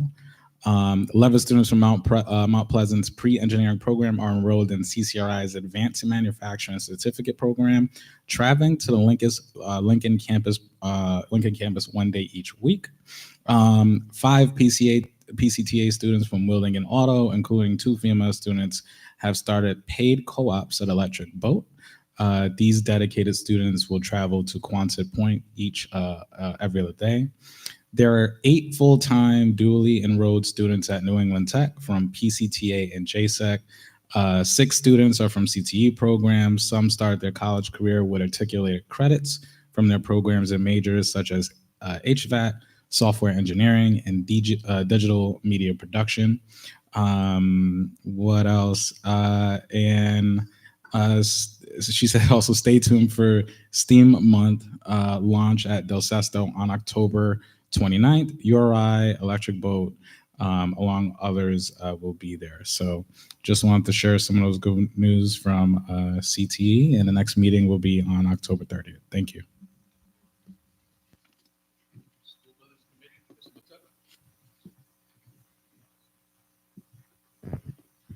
Thank you, Chair Rigel. The school building committee met on September 24th at Pleasant View Elementary. Open for the fall. Obviously, in 2024, 50% of the kids there are special eds, and there's 11 sections of pre-K. It's a really beautiful environment and a great project. If anybody has not seen it, I would definitely recommend that you try to get there. In the meeting, we reviewed construction projects, including report that the classical high school renovations had been completed 7 months ahead of schedule. We reviewed phase 2 new construction projects that are in the pre-construction phase. So those include the Kazarian pre-K through 8, which is scheduled to open in the fall of 2026, Spaziano Middle School, and Fogarty PK through 8. We discussed ongoing design and planning, we discussed ongoing design planning and community input sessions related to Mount Pleasant High School. There will be 3 community input sessions related to Mount Pleasant between now and the end of the year. And renovations at Mount Pleasant would be complete by the 2027-2028 school year. The committee approved the 2025 revolving fund capital budget list. And Secretary Hughes brought up the point that all of us should be doing everything we possibly can to advocate for ballot question number 6, the school facilities bond measure, which supports issuing up to $400 million in general obligation bonds for school facilities within Providence. So please urge all of your friends, family, associates, and people around you to vote yes on Providence question 6. Point, Mr. Matuk. All right, next item, we have an approval of a contract, Renaissance Learning, which Chair Aiken touched upon during her committee update. So do we have a motion to approve? Do I have a second? Second. Motion made by Vice President Escobar, seconded by Chair Aiken. Any discussion on the item? Hearing none, all in favor?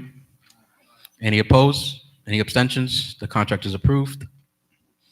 Next, we have executive session. So we are going to enter executive session pursuant to Rhode Island General Laws, Section 42-46-4 and 42-46-5A1, teacher termination and suspension. Executive session pursuant to Rhode Island General Law 42-46-4, same thing, teacher suspension. And then executive session pursuant to RIGL 42-46-4 and 42-46-5A3, discussion regarding the matter of security. Can we please call roll call vote to enter executive session, Madam Clerk? Oh, yes, true. Do I have a motion to enter executive session? Motion made by Ms. Aiken, seconded by Vice President Escobar. Madam Clerk, can you please call the roll now?